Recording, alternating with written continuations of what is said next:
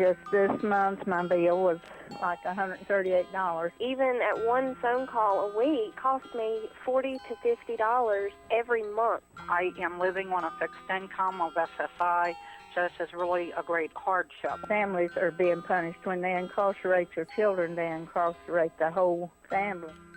In 2011, the Media Action Grassroots Network, Working Narratives, and Prison Legal News founded the Campaign for Prison Phone Justice, an effort to call on the FCC to address the cost of interstate phone calls.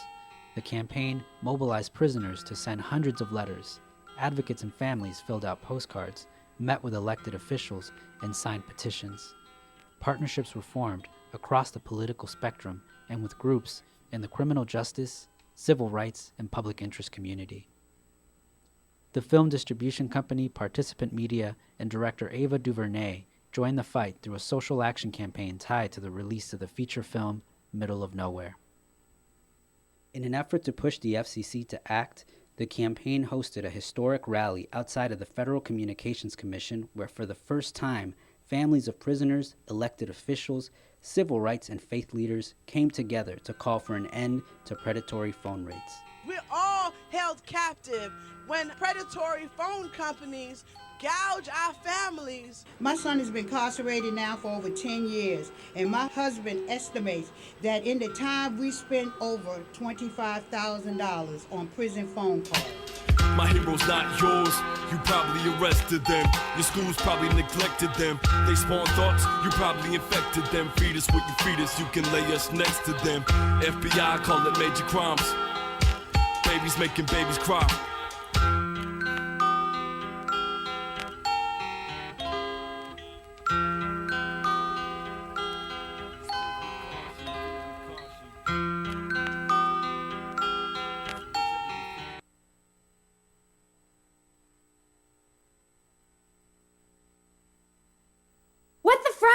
What the frack? What the frack? What the frack? President Obama, are you fracking kidding me? Reopen the EPA studies. In Texas, Wyoming, and Pennsylvania. Fracking pollutes our oceans. Fracking poisons our water. Fracking makes climate change worse. Fracking relies on toxic chemicals that cause cancer. Ban fracking now. Ban fracking now. Go on. Ban it. Ban fracking now. Please.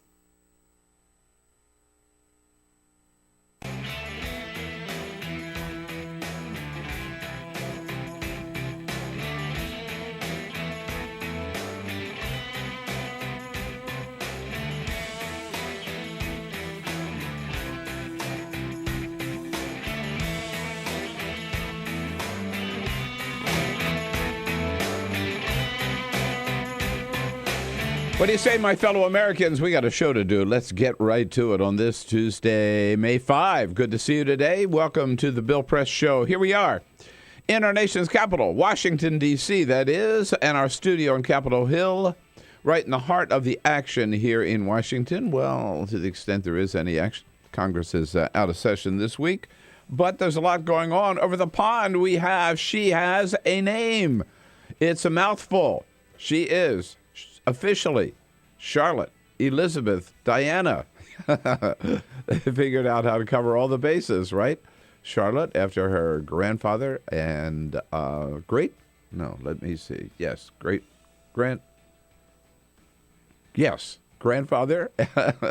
Elizabeth after the great-grandmother, and Diana after her grandmother.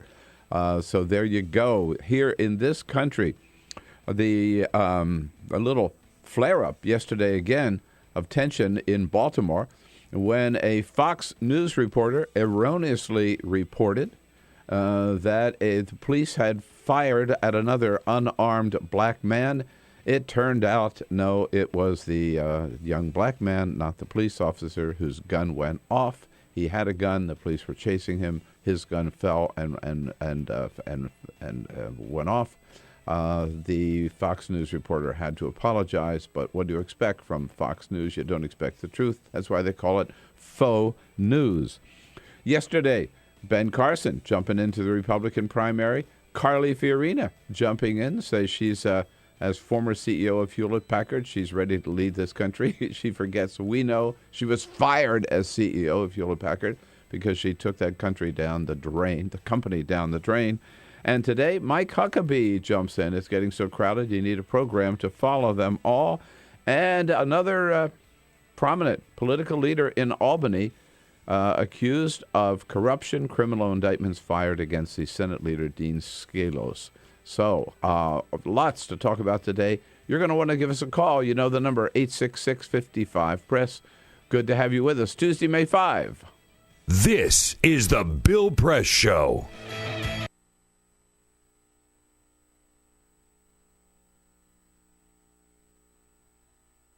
We came here to Foster City, where we're going to watch UC Berkeley, a University of California SWAT team, do a hostage rescue scenario.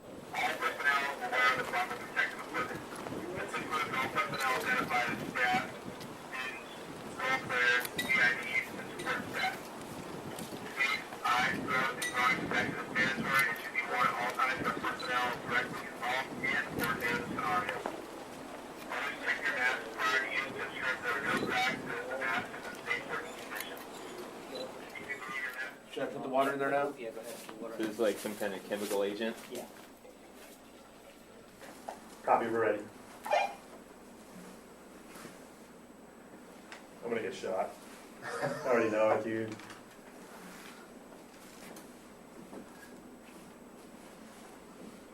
Dean's yelling at me. Help me. Your hands. Help me. Your hands. Back to the Gentlemen, we have a chemical. We need to pull our person out. Get these guys out of here. Pull them out. Put your hands on your face. Put your hands on your face. Keep him covered.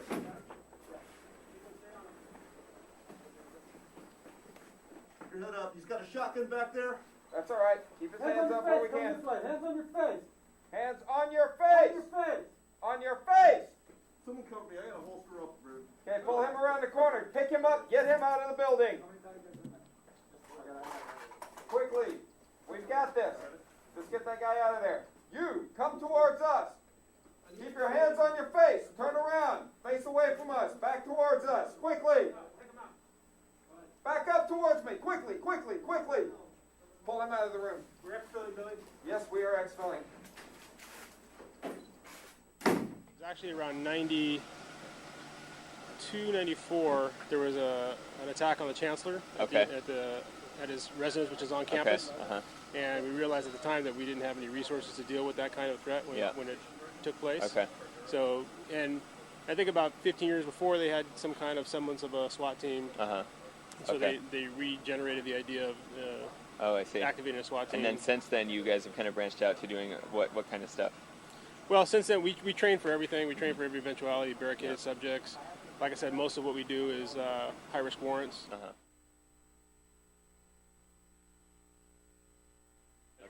And it's something like it could be like a mugging kind of thing, just like on the street. Depends. Or I mean, like a mugging, but if it's armed, particularly. Right, an armed mugging. Yeah. Right. Exactly. And then obviously we're looking for training for anything else that we might be faced with. And that's what's great about Urban Shield is we couldn't duplicate this on our own.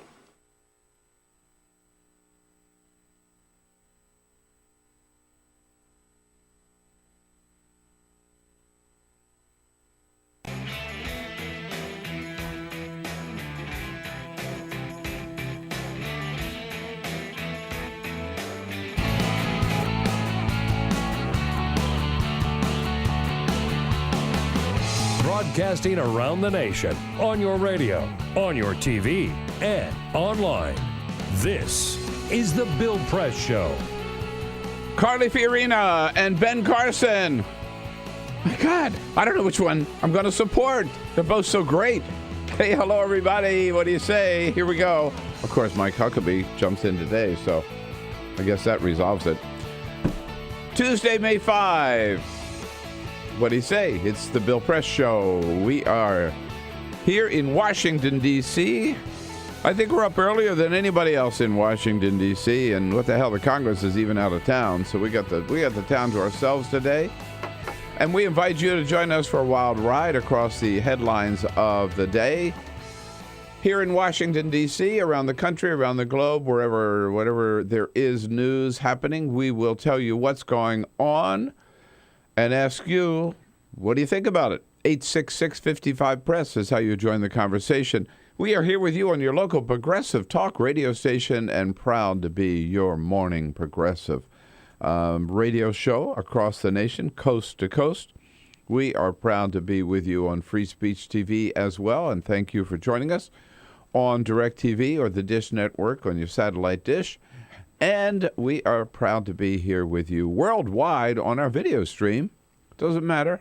You know, you're traveling, you just take us with you on your electronic device at youtube.com/TawkrTV. The whole team, Bill Press here, Peter Ogburn, and Elisa Murphy. Hello, Bill. Hey, happy Cinco de Mayo. Oh, my God, how could I forget? Cinco de Mayo? We don't even have any Mexican music Oh, we gotta find. with. We'll find a mariachi band around the neighborhood somewhere. Before the hour's out, I want a little mariachi. All right. It's a half hour. We need a Here's the little thing. mariachi music here. Here's the thing. Folks. Yes? Cinco de Mayo is a garbage holiday. Don't go out to a Mexican bar and go drink a margarita on Cinco de Mayo. Wait, let the record show That's right. that was Peter Ogburn. Uh-oh. Well, what are you going to do? You're going to go find a cheesy Mexican restaurant and go drink a margarita that tastes like a fabric softener on just because it's May 5th? Do that any other day of the week or any other day of the year. Do you say the same thing about Irish celebrating St. Patrick's Day? As a matter of fact, I do. I've been fairly consistent about this. As a matter of fact, I know you do. Yeah. Yes, indeed. No, it is kind of a BS holiday. But, it is. What the hell? Some people get the day off. Good for them. Yeah, sure. Yeah. Hey, let's take the day off. All right. See you later. We're out of here. Yeah. Can I leave? Hasta la vista, baby. Jeremy. Justin. Jamie. Jamie Vincent. Man. No. No. No. 2 days and I already you already forgot his name? Oh, man. It's better than Cyprian. Yesterday, he ran around calling him Vincent. It takes a while before we finish. Jamie Benson's here taking your calls. I think he'll stay for the rest of the show. Oh, no. At 866-55-PRESS. And Vincent Bolding is here, our videographer. He'll leave. He's on the job, too. Thank you, Cyprian. Yes. Well, at least one thing resolved. The baby has a name, right? The princess. Oh, yeah. Boy, does she ever. A mouthful. Man, I got to tell you. So they couldn't decide. So they just said, well, we'll take one of each. Right? Just throw it through darts at a board. Right. God, shall we name her after her grandfather or after her great-grandmother or her grandmother? And they said, yes, all of the above. So she is Charlotte Elizabeth Diana. All right. Camilla. No, Camilla's not in there. That's definitely not in there. No, Camilla's definitely not part of the mix, right? Yeah. But, it's nice. It's just, she's growing up. Oh, what's your name? Oh, my name's Charlotte Elizabeth Diana. What are they going to call her? Charlie. They could. It'd be They cute. could, sure. Yeah, I don't know. Anyhow, I'm happy for her, right? Yeah. And happy for us that we have the Gold Dust twins today, Arthur Delaney and Igor Volsky. Arthur from Huffington Post and Igor from Think Progress. Of course, that's why you tune in on a Tuesday. We know that. Also, we'll have reporters along from The Atlantic and Baltimore Sun. But first, this is the Full Court Press. You know, Bill, not all heroes wear capes. Today, our hero is John Lewis, not the congressman, but a 25-year-old pizza delivery driver from Louisville, Kentucky. He had a delivery that took him to Norton Hospital. They ordered a pizza there, so he was delivering it there when a man attacked him with a knife, stabbed him in the chest, collapsed his lung, but John Lewis, the pizza delivery driver, would not be deterred. He delivered the carried pizza. on, and he delivered the pizza. Lucky for him, he was at a hospital. Yeah. Unlucky for him, they did not have an emergency room, so they couldn't treat him. Oh, no. But they did have an ambulance, which they put him on, and then took him straight to the next closest hospital where they treat him. He's recovering. They think he's going to be okay, but he said, damn it, I have to deliver my pizza. I have to tell you, pizza's not worth it. right? Pizza's not worth it. Right. I don't think I've had a pizza. You stab me in the lung here. You can have the pizza. Yeah, here, dude. I find this story fascinating. This comes from the Journal of Environmental Health Perspectives. So you remember when the Olympics were held in Beijing? Just mixing Get your my cocktail mixed up. cocktail, yeah. You remember when the Olympics were held in Beijing in 2008? China went way far out of their way to curtail pollution, right? Yeah. To try and clean it up a little bit. Yeah, kind of. Considering what it had Right, been, right. it was noticeably better. Well, this study found that mothers who gave birth in that period of time when they had cleaned up the pollution, the children are now healthier, they weigh more, they have fewer health problems. Duh. Right? But this is actually Duh. interesting that they had a place that's so polluted that had a brief window where it wasn't quite so polluted. And you look at what has happened to the children there. Duh. Clean air is good for you. Duh. Breaking news. See, I just hit all the really important stories, Bill. And Panera Bread has announced that they are removing over 150 additives from their food beginning this week. They will only sell salad dressing made with artificial sweeteners, colors, flavors, and preservatives, which, like in the past, they've used a lot of other chemicals and things like that. For example, their Greek salad dressing, they have removed hydrogenated soy protein, maltodextrin, propylene glycol alginate, and the generic spice blend. So they're kind of redoing their menu altogether to make things a little healthier. Yeah, when I read that, it did not make me comfortable. 150 chemical ingredients they've been putting into their food. It's scary. That is. Yeah. Like it's things you would never even notice, right? Like chicken noodle soup. They had hydrolyzed soy and corn protein, autolyzed yeast extract, and modified cornstarch. No. This is in like a chicken soup. No, exactly. And people consider Panera a healthy alternative. Yeah, they do. Yes. Yeah.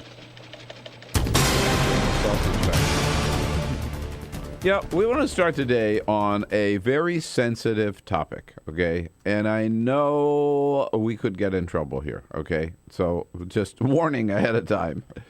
But let me start with the headline I just saw on CNN. The headline was, could the Texas attack have been prevented?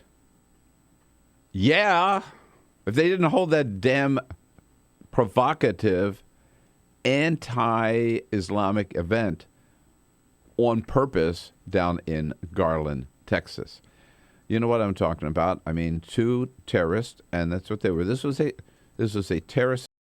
In no way am I defending the terrorist attack, the Islamic extremists who attacked this event. No way could you justify what they did. These two gunmen went to attack this event, this so-called Mohammed art exhibit and contest held down in Garland, Texas. There was a police car out front with the deputy sitting in it. He sees the two of them get out of the vehicle. He pulls his revolver, and he shoots both of them dead before they could attack this community center where this event was happening. So the two gunmen are dead. ISIS, by the way, now has claimed responsibility for it, which I don't believe in a second. ISIS claims responsibility for everything. They're probably claiming responsibility for the riots up in Baltimore. But these two guys clearly were provoked to an extreme by what they knew was going to happen at this event. But my question is, but let me put it this way. Totally condemn the killing, totally condemn the violence, totally condemn the actions of this Islamic extremist. But do I feel sorry for this organization or for people who went to this event? Absolutely not. I think it's disgusting what they did. I mean, this organization, which goes under the banner of American Freedom Defense Initiative, and they're claiming this was a great big, we were just celebrating our freedom of speech. We were just exercising our freedom of speech under the Constitution. God bless America. We're doing the right thing. Everybody ought to be there. No. Absolutely not. I mean, let me put this way. Yeah, of course, right? You know what they were trying to do? They've been trying for years. They've had events like this for years. They've been trying for like something like 5 years to provoke such an attack in order to prove that Islam is a violent religion. And most people ignored them. They finally got a couple of hotheads who didn't, right? So they finally kind of achieved their mission. They also go under the banner of Stop Islamization of America. I thought Brian Ross had a very good interview on ABC. He's such a good reporter. Yeah, their best investigative reporter. Brian Ross talking to the head of this Mohammed art exhibit and contest, Pamela Geller, saying, I mean, is this really the right thing to do? You have the right to say things, but is it good judgment? It's excellent judgment to stand in defense of free speech. Who's going to decide what's good or what's forbidden? The Islamic State? These gunmen? Someone has to take a stand. No, you just use, maybe a little good judgment. You don't, I mean, the idea of we have freedom of speech, not to provoke violence, deliberately provoke violence to make a point. That's an abuse of freedom of speech.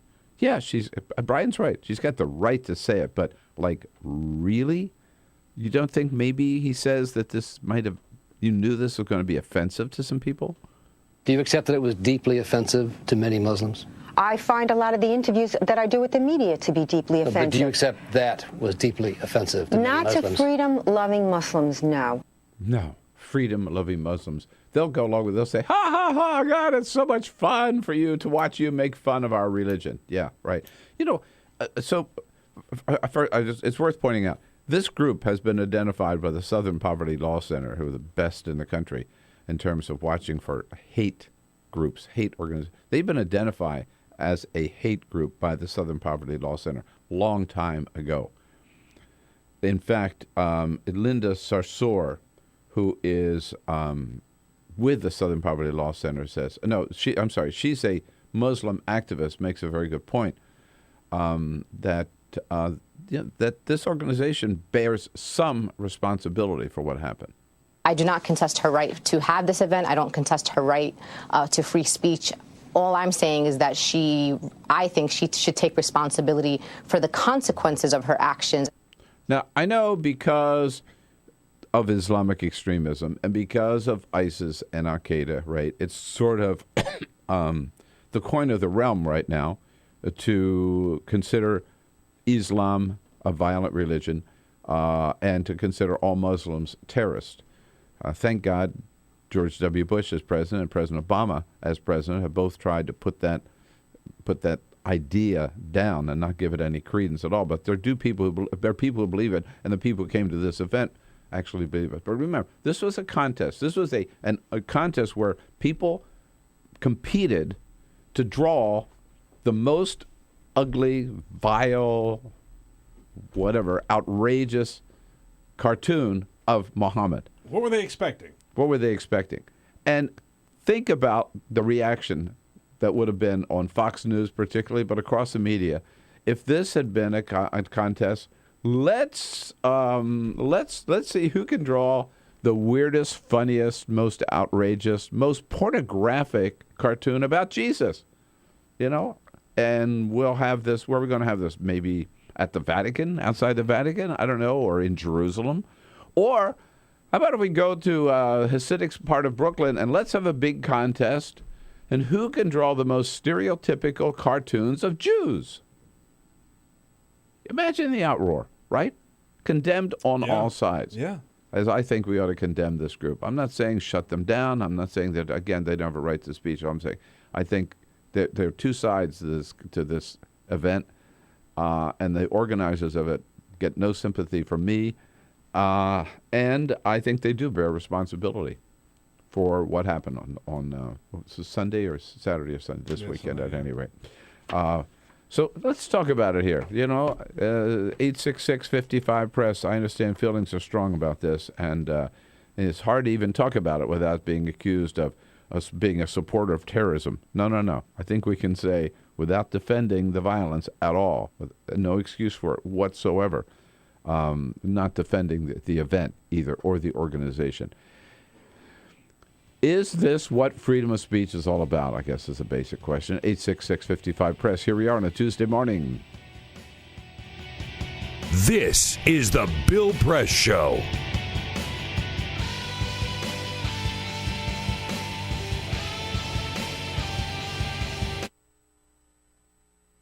Silicon Valley's Santa Clara County is often portrayed as a role model for the rest of the country.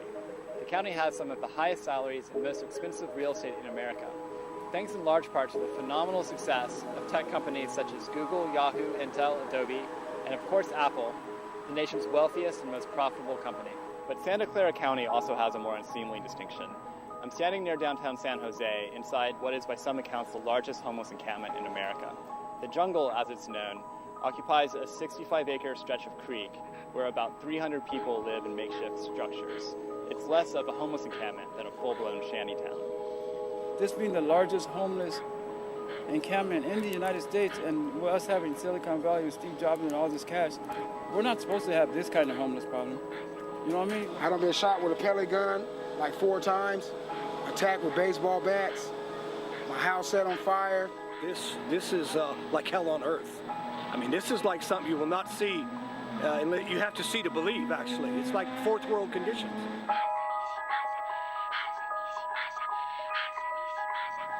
Hi, have you ever heard of a place called The Jungle? Sorry? A place called The Jungle, have you heard of it? We're not making enough money really for conventional homes or housing, and we make too much money for subsidized homes. So we're kind of, floating between the oil and the water. We told the landlady here if it would be possible to continue staying here. She said, no, you got to go. I already rented it out. And we went and loaded things into a storage facility, and it's still there. And all the campgrounds and things that we saw were too far out of the city, like KOAs and that sort of thing. So what we decided to do was to move into the jungle. So that's what we did. A few days ago, a woman named Lydia Hernandez was robbed inside of her tent. When she refused to hand over the money, the robbers slit her throat. When she still fought back, they bashed her head with an axe. She died a few hours later. Residents say that the police never come into the jungle, so they have to fend for themselves. There's no law down there except our own, right? There's no law, so we could smoke dope all day in the open. The dope dealers ain't scared because they're secure. We go to the Fairmont Hotel and have a brunch or do a philanthropy. That's not going to cut it. We need billions of dollars to go into the inner cities and go into the jungle. Silicon Valley, the Bay Area is known for its innovation, its progressive thinking. It's one of the most progressive pockets in the United States, if not the world, and certainly one of the wealthiest. If we can't do it here, it won't happen anywhere. It's got to happen here.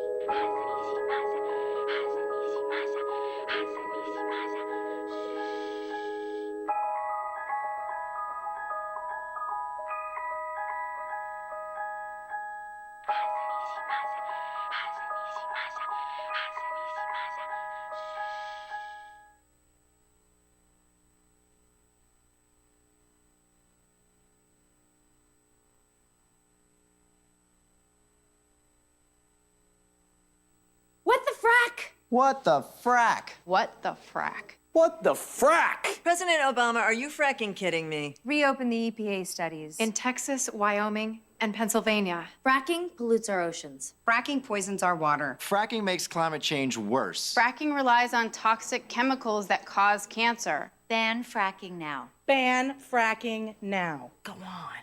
Ban it. Ban fracking now. Please.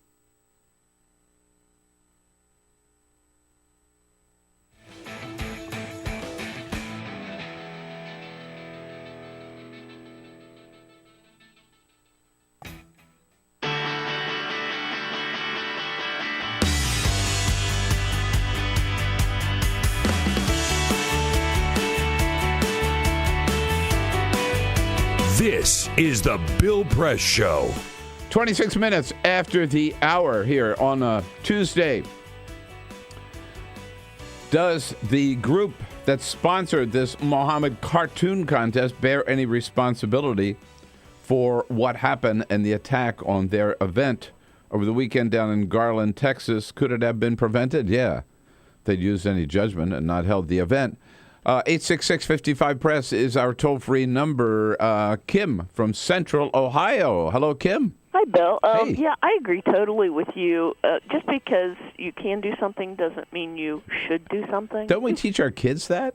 I know, and like I think they were trying to provoke an attack like this so they could go, see the bad Muslims, see how they are, you know, and I just I really kind of hope, even though I would find it distasteful myself, that somebody comes up with a Jesus equivalent and tries and makes fun of Jesus so that they can like get the shoe on the other foot kind of thing, you know? Well, yeah, Kim, I wouldn't go that far. I would hope not, because I don't think freedom of religion gives us the right to practice our faith or not practice any faith, by the way, which is also extremely important.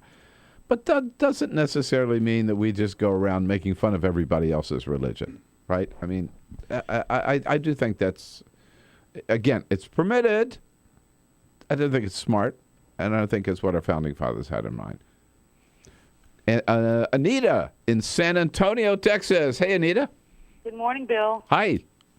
If this had been a Klan meeting, I don't think anyone would feel bad about condemning it. We don't have to. Yeah, we can condemn the violence and condemn the hate group. It's a good point. Yeah.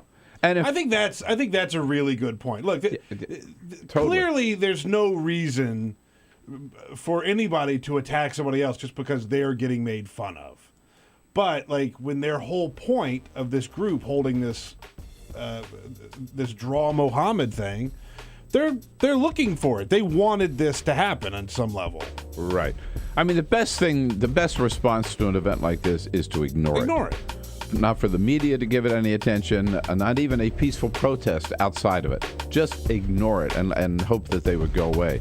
But now this Pamela Geller is not going to go away. You know what? I'll bet you she will run as a Tea Party candidate for Congress. Oh, I bet you money. Arthur Delaney next, Huffington Post. This is the Bill Press Show.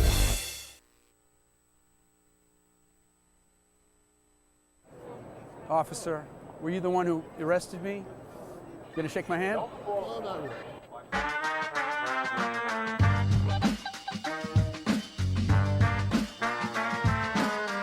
So I got invited to host a vigil called Carry the Names. And that's what they were doing, carrying the names of the people who were victims of deadly police force. Michael Brown, Eric Garner, that guy Gurley. I got a motion from Dragonfly from Stop Shopping Choir, and I started preaching. I preached up a storm as best I could, but about a minute and a half into my sermon, the place was flooded with police, Homeland Security, National Guard, state troopers, and I was pushed over and handcuffed so fast, down in the jail, down in the basement. Before you know it, I was out the door, put in prison overnight. The next morning, I'm in court. The same thing happens. I'm just rushed out of there. Then our lawyer, Wiley Steckler, gives me this iPhone. And there, in black and white, in the Gothamist, a popular paper, is this charge by Adam Lisberg, the MTA law enforcement spokesperson for this grand place. His quote is that I, Reverend Billy, physically attacked a police officer. Unbelievable. The feeling of being robbed of my work and life and identity, just the fiction. I did not touch anybody. I did not look. I know how to do this. I'm trained in nonviolence. I did not do anything. It was right here. It was right here. It happened right here. I was simply arrested while I was speaking and taken away, and that's it. The cold feeling in my city, the city that I love, that city spokespersons whose salary I pay for with my taxes, that they would say this. I can just feel the rending apart of the community, that we are not that close. We're not. They are willing to say this, and they think that they can just say anything about anybody and get away with it.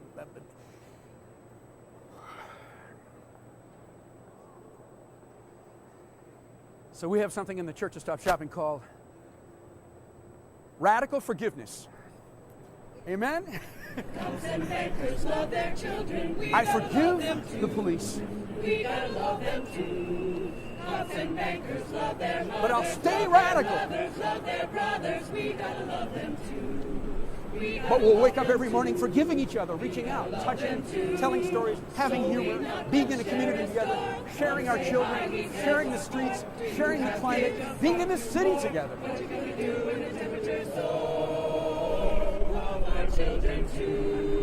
But forgiving each other, being grateful to each other,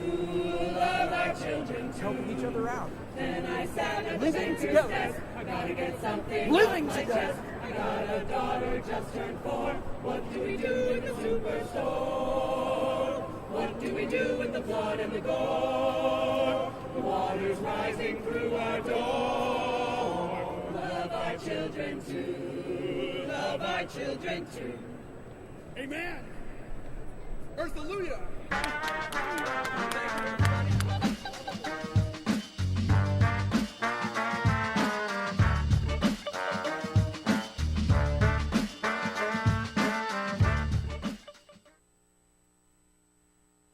The average text takes your eyes off the road for nearly 5 seconds. At highway speeds, that's enough time to travel the length of a football field.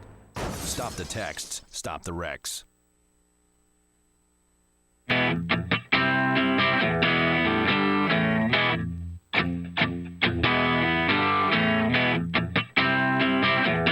The most valuable morning radio show, according to The Nation magazine. This is The Bill Press Show. Here we go now, 33 minutes after the hour on this Tuesday, May 5. Good to have you with us today. We are live from our nation's capital and our studio on Capitol Hill. We're brought to you today by the International Association of Sheet Metal, Air, Rail, and Transportation Workers Union.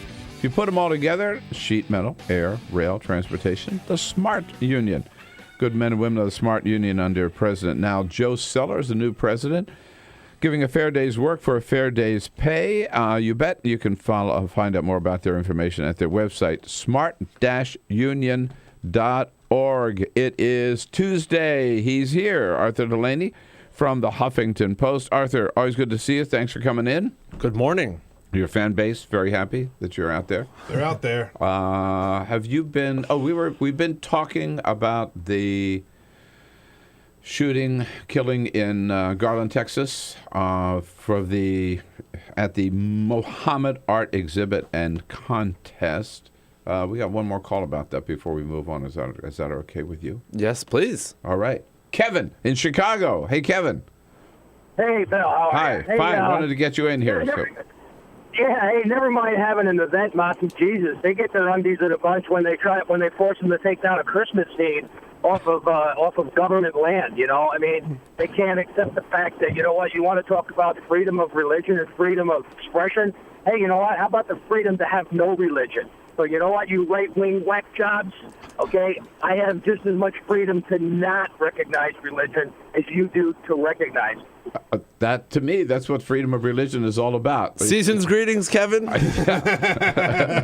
Merry Christmas. Right? Yeah. Think about the stuff over the war on Christmas, all the hullabaloo there. Yeah, I do think if there were as I said earlier, a contest in Brooklyn to who could draw the worst caricature or the best, depending on your point of view, of a Jewish merchant or a Jewish that would be dicey. That would, I think, make people a little upset. But people do cartoons of Jesus all the time. You know, no one that really is a thing. I drew a cartoon of Jesus in college. Yeah, right. And somebody was offended and wrote an angry letter, and we all moved on. Right. And nobody got shot. Nobody got shot. I don't think anyone did. I do think if you if a mosque or some Muslim community said, we're going to have a great big contest, and we're going to get all our Muslim friends together, and we're all going to draw huge caricatures of Jesus, I think Fox News might make a lot of that. That would be an interesting thing to happen. All right. Moving on. You were in Baltimore the day of the funeral and the day the riots broke out last Monday. Saw the whole thing. Have you been back? We went back after that the next day, where it was very tense. The city was still, the National Guard had rolled in that morning, And man, are they serious. The big cars, the Humvees, the fatigues, the long guns. And there were still lines of police blocking West North Avenue, but very peaceful protesters. And did you see a lot of people out cleaning up? Yes, that was the thing. All the streets, by the time we got there, actually, the streets were all already clean. And people were continuing to pick up any debris that there was. So the streets looked great. I read somewhere there were like 3,000 people who volunteered to come out, and people didn't necessarily live in that neighborhood. People were going into this condemned CVS that had been on fire. That was actually still on fire. It was still smoldering on the roof that day. And they were like cleaning it. I said, why? I didn't understand. I thought that was a very nice gesture and, nice in a symbolic way. But I think you guys should get out of this building and wait till professionals come in and really deal with it. But anyway, there were rumors that there would be another riot on Tuesday, and they were spreading the same way rumors had spread the day before, which was on Instagram. And there were little flyers that said, "Whoa, really?" Yeah, calling for a purge. And people on the street were talking about it, only this wasn't going to be in Baltimore proper. It was, the flyers called for a purge at all these malls right outside of Baltimore. Like, you could walk to them from inside Baltimore, but it was about a 20-minute drive for us. And so we went there, and sure enough, there were teenagers roaming around, and this huge mall called Security Square had shut down. More than 100 stores closed, and barricades put in the parking lot, vast empty parking lots with crowds of cops. A Popeyes was boarding up its windows, a Weiss Market putting plywood over its doors and windows. So there was... this was a week ago today. Yeah. The day after the... People didn't hear about this, but there were social media rumors that I haven't heard anything about this. That were very similar to what had happened the day before. And nothing happened? I think, one reason is these flyers called for purge activities over a wide swath of areas on the outskirts of the city, and it was too dispersed to really work. But the other reason, and this was sort of heartwarming, is that lots of counter demonstrators showed up. A prayer group was outside this McDonald's on Security Square Boulevard saying, we're here to stop people from rioting. There were a couple people who were wearing masks who were clearly... troublemakers, huh? Well, maybe they weren't clearly troublemakers, but they had like the anonymous mask on, and I think they were troublemakers. But these people came with their kids, this prayer group, and I interviewed a 12-year-old boy, and he was like, well, I'm here because we heard that there was going to be some rioting, and we're going to pray that that doesn't happen. And it didn't happen. That was it. So kudos to the counter demonstrators. Have you been back since Marilyn Mosby announced her charges on Friday? No, but we're going back tomorrow. And there's still a lot of aftermath here. There's the process of putting back together the 200 damaged businesses, which is kind of a funny thing. We're not actually talking about putting together all the abandoned buildings. I sometimes wonder if people realize that most of the devastation you see in these pictures was economic devastation that's been there for years. Yeah. All these reporters go, oh, look at the blight on Baltimore and all the boarded up. Yeah, that's been going on for decades. Yeah. It's interesting to note that that's how it, that's already there. I think I mentioned this when you were here last week, but if you take Amtrak from here to Wilmington or New York, whatever, you go through Baltimore. That's that part of Baltimore, which I guess it's West Baltimore. You can see it. You can see block after block after block of townhouses that are run. I mean, not occupied, just falling apart. Yeah. So we're going up to interview people. It just happened last Monday. People are coming out of jail. Hundreds of people were arrested, and are these arrests going to hold up, or is it going to fit a pattern that we've seen before? Well, I want to ask you about that because you have an article in the Huffington Post, arrest data that may help explain the Baltimore riots. How so? It was David Simon who called people's attention to this last week when he did an interview with the Marshall Project. And they were just like, David Simon, you're a reporter for the Baltimore Sun for more than a decade. You've creator of the hit show The Wire that is focused on police work in Baltimore. And he says it was this practice in the mid-2000s of just petty mass arrests to get people off the street that eventually resulted in... Was that Martin O'Malley's policy? He was pinning this right on Martin O'Malley. And of course, that was a big deal because this is one of the only people who might be a contender for the Democratic nomination. He's saying Martin O'Malley, for political reasons, pressured the police department to make the crime numbers go down because crime was much more of a political thing even 10, 15 years ago than it is today.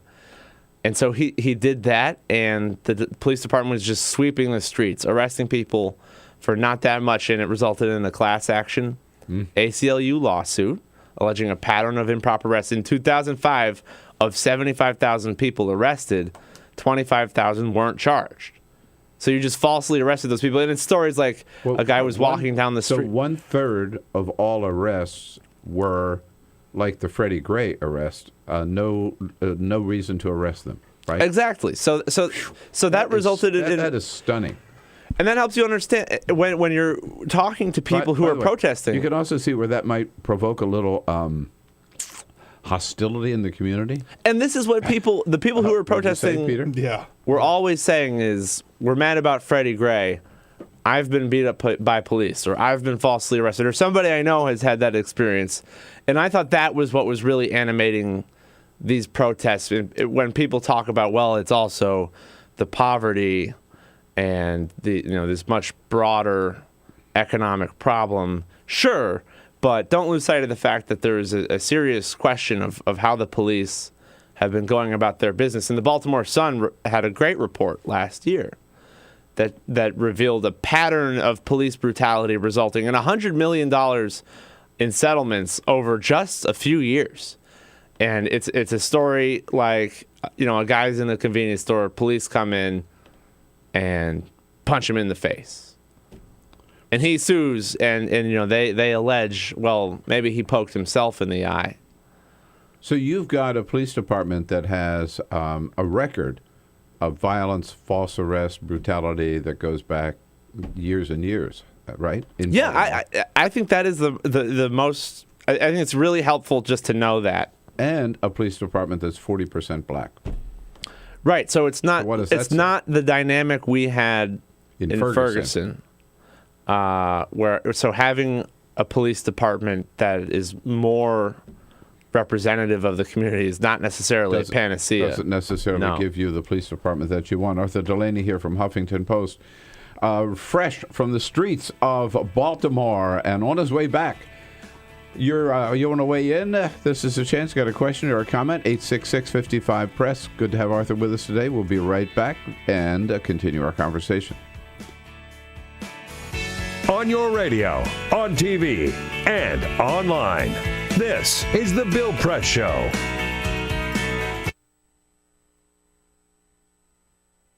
Right now, big banking, software, pharmaceutical, and tobacco corporations are lobbying governments from 12 countries to negotiate the dirtiest deal you've never heard of. There's a reason you haven't heard of the TPP or Trans-Pacific Partnership.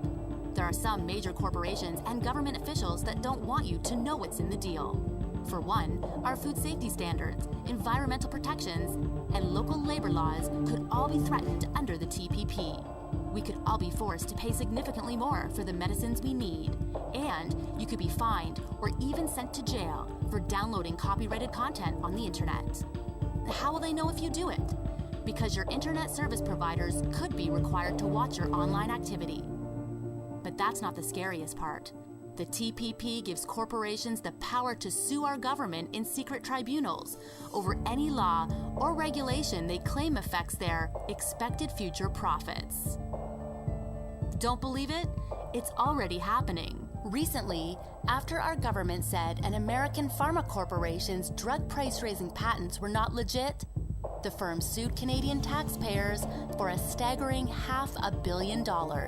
And a U.S. fracking company sued us when the Quebec government on shale gas development to study its impacts. These deals will stop us from making our own common sense laws for fear of lawsuits. Thankfully, not everyone is willing to sign on the dotted line just yet. In fact, most government officials still have no idea what they're even signing on to, for good reason.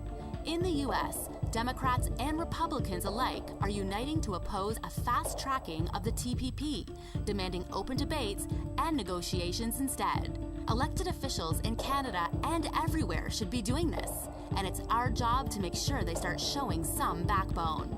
Here's the deal. Without a strong public outcry, politicians will only hear the concerns of multinational corporations. And once the TPP is signed, it's here forever. There's no expiration date and no separation clause. This dirty deal has been deliberately branded as a free trade agreement. It is anything but free for people like you and me. And it's not really about trade. It could cost us our internet freedom, labor rights, access to affordable medicine, the safety of our food, and protections that keep our water and air clean. Nobody wants to be struck with a backroom deal we don't want and never voted for. Find out more, speak up, and spread the word.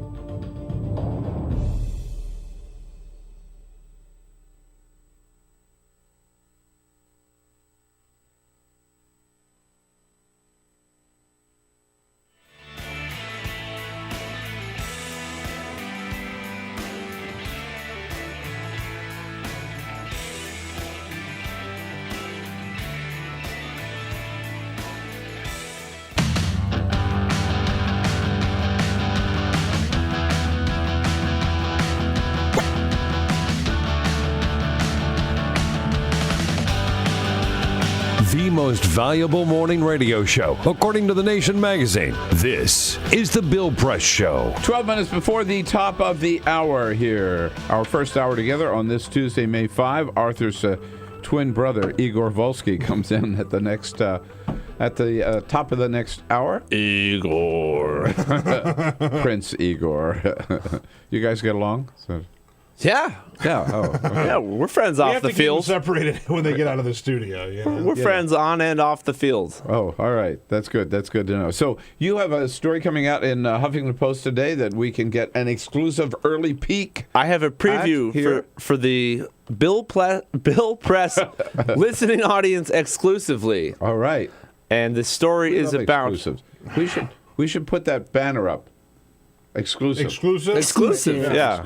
Exclusive. All right. And it is about food stamps, or the Supplemental Nutrition Assistance Program, which I know is a fan favorite here. Well, it's one of your specialties. And I have obtained a study detailing the dietary habits of people on food stamps, and comparing it to the broader population and some of the health outcomes that we have. And it might be...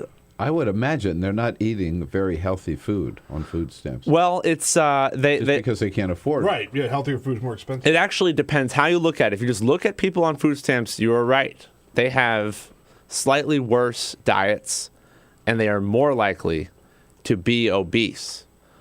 But the thing you have to keep in mind is that the average American diet is so terrible, and this is only slightly worse. It's the difference between a D- and an F, with the F standing for food stamps. So most of us are doing no better than a D- when it comes to dietary or nutritional. Yeah, like eating fruits, veggies, whole grains. Yeah. This is before we even get to whether people are exercising. But the likelihood of obesity for people on food stamps is a little higher. We're already talking about 2/3 of America is either overweight or obese. And so the percentage of people on food stamps who are obese is just slightly higher than it is for the broader population. They drink more soda. And the reason that's important to know is that right now, particularly in Wisconsin and Maine, lawmakers are pushing bills to restrict what you can buy with food stamps. The federal government runs the program and won't let these states do this, but it's something that is a constant topic of conversation because I think more than any other program, it's a symbol of the federal safety net because people see this at the supermarket when you're using your EBT card to make purchases. But the other way of looking at this data, which is a little more encouraging, is when you control for economic and cultural factors, when you only compare a food stamp recipient with similar age, income, and background to a non-food stamp recipient who has the same sort of background, the nutritional and dietary differences go away. They're no longer significant. So controlling for those confounding factors means it's actually not as bad as it looks. However, the increased likelihood for obesity remained. And I'll have more detail on this in a story I'm filing this morning at HuffingtonPost.com. Look for it on the front page. Be on the lookout. Yeah. Looking for what gives you confidence it'll be on the front page? Oh, come on. What are you? Well, Are you saying my stuff doesn't go on the front page? No, I'm just curious that you said look for it on the front page. I'm your guest here. Do you not realize? Do you think you have a HuffPost backbencher? No. I'm on the starting line here. I just thought that Ryan Grimm, your bureau chief, would have the final determination as to whether or not it goes on the front page. I didn't mean to insult you. The D.C. Bureau is not in charge of the front page. Oh, I got it. Okay. Although we work closely with the front page, we run the politics page, which is formidable itself. Right. And I encourage listeners to go to both pages and to buy AOL stock. Also, at Arthur Delaney HP on Twitter. So Ariana has already said, okay, it'll be on the front page. I understand. So you all right, it's a bet. I bet you $1. It's a bet. He's getting rich. Top, right? I think it's extremely exciting news. This is data that is coveted. It's updates something we haven't had but from. I want to ask you, would the impact of this once your story gets out, is it likely to increase or to decrease the efforts of some lawmakers to put more restrictions on food stamps? That is a difficult question because many of these lawmakers do not try to understand the program.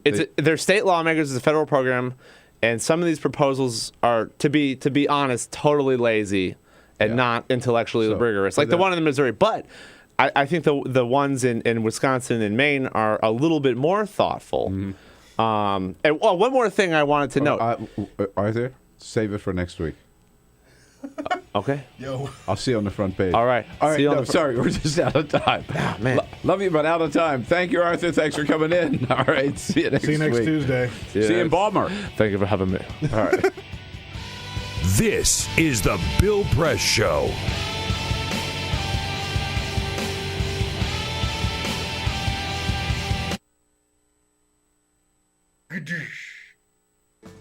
Before now, it's been difficult for criminals like us to know which states have loose gun laws. How would a criminal like me know which states permit me to carry loaded guns in their amusement parks, golf courses, or beaches? I have some violent friends. We all wear leather jackets and scream at women.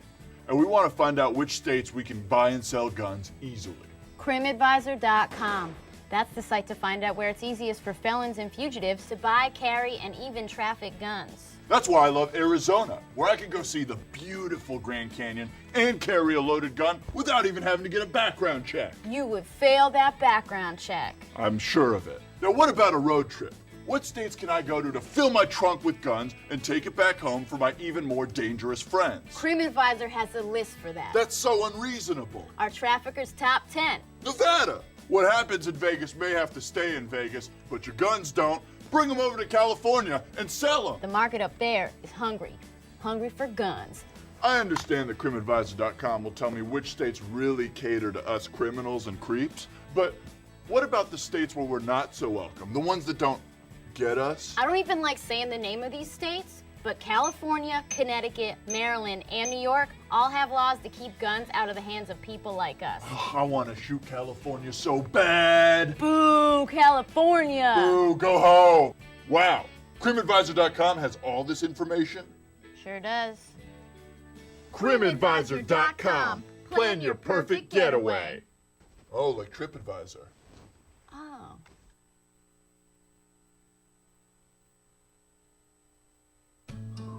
You wouldn't let money just blow out of your house.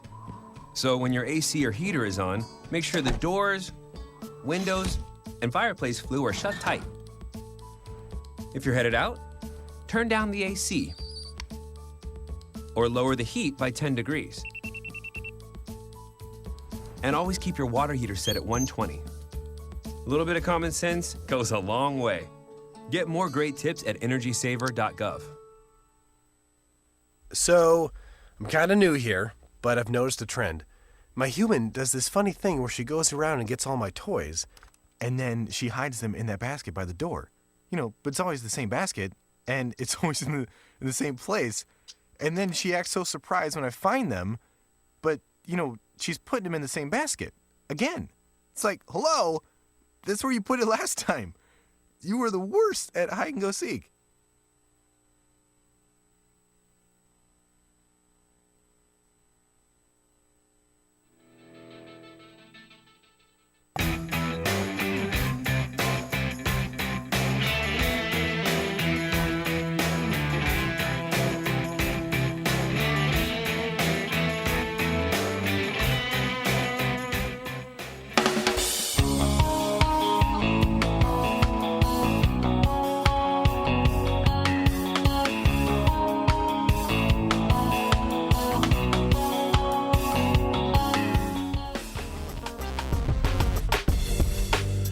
Okay, we are moving into hour number 2 here at the very top of the next hour. Igor Volsky from Think Progress, of course, and then Hunter Walker will join us from the politics editor for Business Insider. 1 hour down, 2 more exciting hours coming up here on this Tuesday edition of the Bill Press Show. Good to have you with us. Don't forget, join the conversation anytime at 866-55-PRESS. Back with Igor Volsky. This is the Bill Press Show.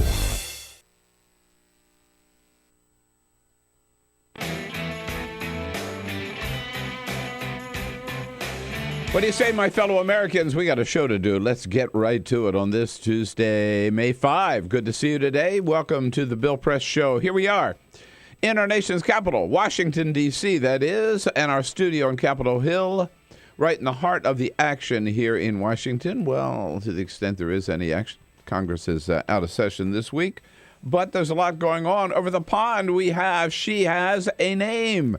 It's a mouthful. She is officially Charlotte Elizabeth Diana. They figured out how to cover all the bases, right? Charlotte, after her grandfather and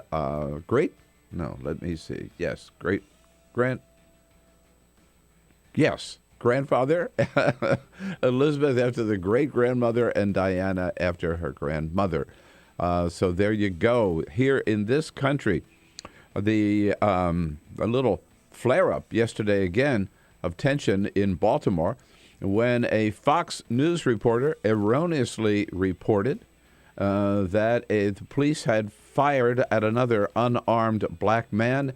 It turned out, no, it was the young black man, not the police officer, whose gun went off. He had a gun. The police were chasing him. His gun fell and went off. The Fox News reporter had to apologize, but what do you expect from Fox News? You don't expect the truth. That's why they call it faux news. Yesterday, Ben Carson jumping into the Republican primary. Carly Fiorina jumping in, says she's, as former CEO of Hewlett-Packard, she's ready to lead this country. She forgets we know she was fired as CEO of Hewlett-Packard because she took that country down the drain, the company down the drain. And today, Mike Huckabee jumps in. It's getting so crowded, you need a program to follow them all. And another prominent political loser in Albany, accused of corruption, criminal indictments fired against the Senate leader, Dean Skelos. So, lots to talk about today. You're going to want to give us a call. You know the number, 866-55-PRESS. Good to have you with us. Tuesday, May 5. This is the Bill Press Show.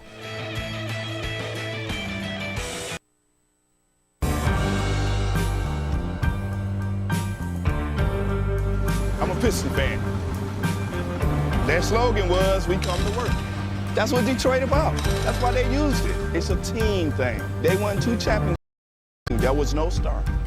No mayor can come in here and be a star. It's a team thing. No governor should come in here and think you can do it by yourself. It's a team thing. You got communities. They got ideas too.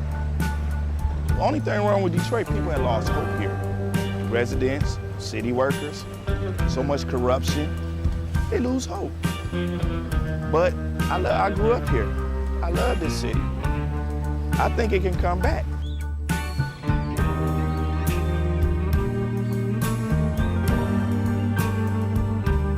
I've been working for the city 24 and a half years. Within the last 10 years, we've took 4 pay cuts, and then an additional 10% wage cut. I've lost a home. When you take all of the decisions out of the city of Detroit, all of us, then what do you have? Exactly what we got, a lot of problems. Every time the city seems to fall into a problem, it's always on the backs of us workers. You wake up out of a dead sleep and you jump behind the wheel and take off driving and try to get everybody there safe, not knowing really what you're pulling up to. I'm not eligible for Social Security, so the pension is my sole salary at this point. We've been in business here 39 years. We've seen a lot of changes in Detroit.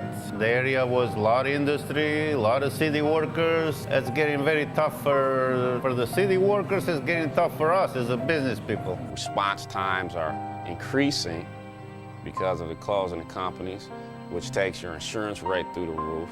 So all the things that affect us affect the citizens. I worked for the city in different capacities for 29 years. I feel like an old jacket. They use me up and they throw me away. In my condition, nobody's gonna hire me. I'm 68 years old.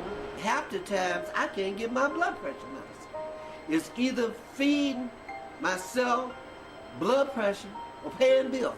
$754. By the time they take all the deductions for I have my car insurance, my house insurance, and my health insurance taken out.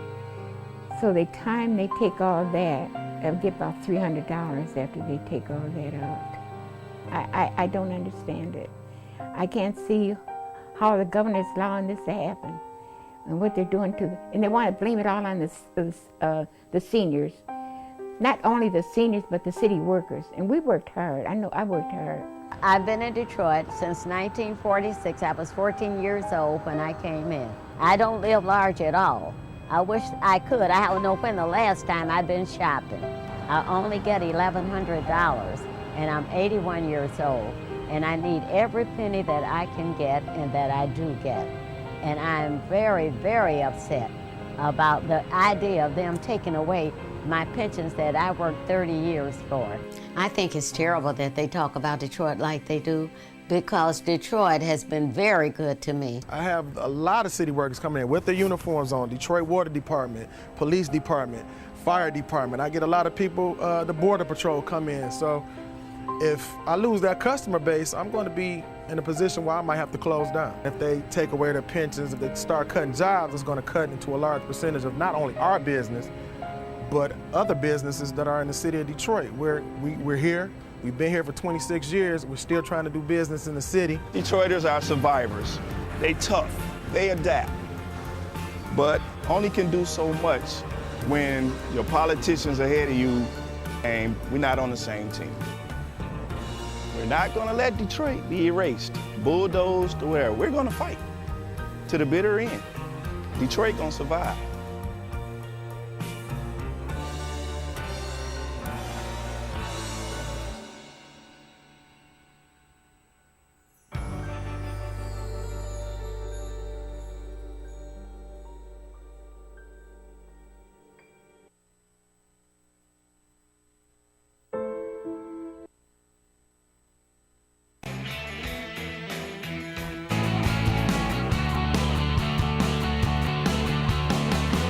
Broadcasting around the nation, on your radio, on your TV, and online.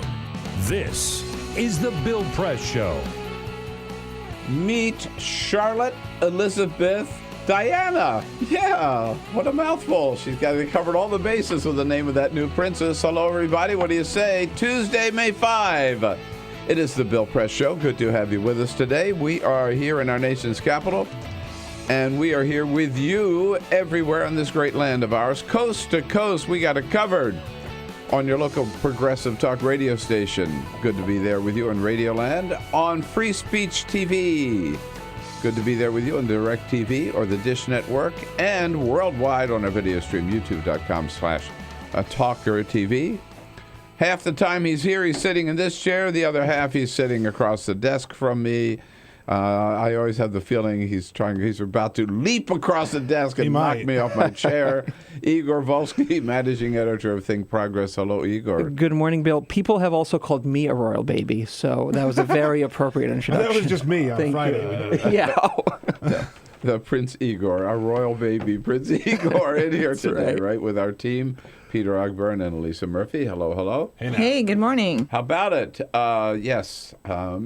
Jamie Benson. You got it. Woo! Nailed it. That's a hard name, Jamie Did you hear him Benson. butcher your name last hour? No, Butchered it. No, what did he Peter say? did. How do you butcher Jamie? I didn't do it. You did. Jamie. He called it, what did you call him? When you don't remember Like it, you Jackson. butcher it. Like every J name. Yeah, every other J name. Jeremiah. Well, do you know how Biden does it? When he Jensen. has a name he can't pronounce in a speech, he just talks about the guy in some other way. This lad over here works so hard, he'd say. Or something like that. Yeah. That's how he covers it. God love you. All right. Exactly. So we thank this lad who's answering the phone today, yes. And Cyprian Bolding, our videographer, we never forget his name, here on the job as well. Hey, Elisa, we had a little David Letterman, President Obama, on David Letterman last night. I don't know whether you got a chance. What was interesting is both these guys Retiring. Both of these guys are retiring, and they talked about what they might do when they both retire.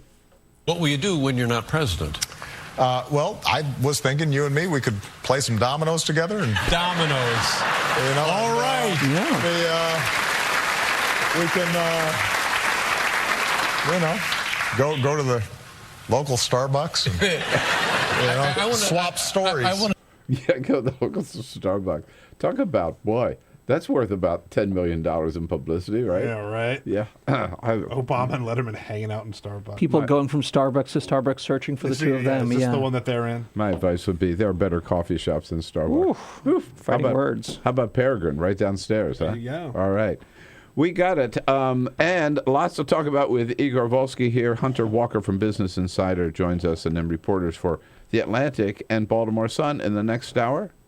But first, this is the Full Court Press. Just a couple of other stories making news. Igor, I saved this story just for you because Chipotle unveiled one of their biggest secrets. They released their guacamole recipe. No way. Really? You can get Chipotle guac at home. Here's all you need, according to Chipotle. Can you buy it? You can't buy it. You can't buy it, but they're telling you how to make it. This is exactly how they make it in Chipotles.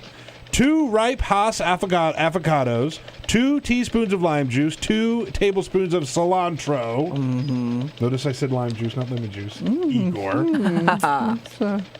Quarter cup of red onions, finely chopped, half a jalapeno, including the seeds, finely chopped, and a quarter teaspoon of kosher salt. Just like that. Well, there you have it. Is that Next Carol Tuesday night, Press's? I expect some taste. I don't mean to rub an ugly wound here, no. but we know who A lot makes of memories here on the Bill Press Show. We know who makes the best guacamole.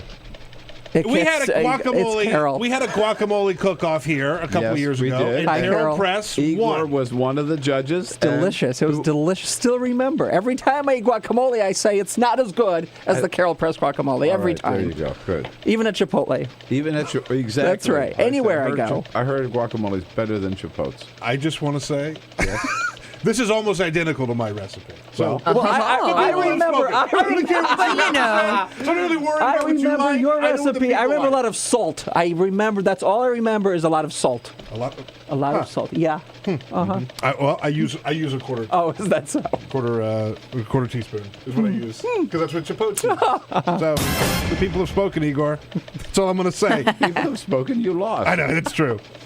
Carly Fiorina has announced she's running for president, as we know. But if you go to carlyfiorina.org, You will not find any right. information about Carly Fiorina except for the fact that someone bought that domain, registered it as carlyfiorina.org, and all they put up there is Carly Fiorina failed to register this domain, so I'm using it to tell you how many people she laid off at Hewlett-Packard. And then the site shows 30,000 sad face emoticons to show all of the people that she fired when she was in charge of Hewlett-Packard. The page just goes you just on scroll and down on and farther on and farther and farther and farther. 30,000 sad faces there representing all the people that she laid off. And that was a union worker that did that. A union worker. ThinkProgress.com used to be an Obama campaign website, but then we got it back. Oh, nice. So either ThinkProgress.com or ThinkProgress.org. Make that your homepage. You have both? We have both now. Oh, okay. Very nice. And some sad news. Over the weekend, we heard the story that Sheryl Sandberg with Facebook, her husband passed away. We just heard that he died. He was 47 years old. His name is Dave Goldberg.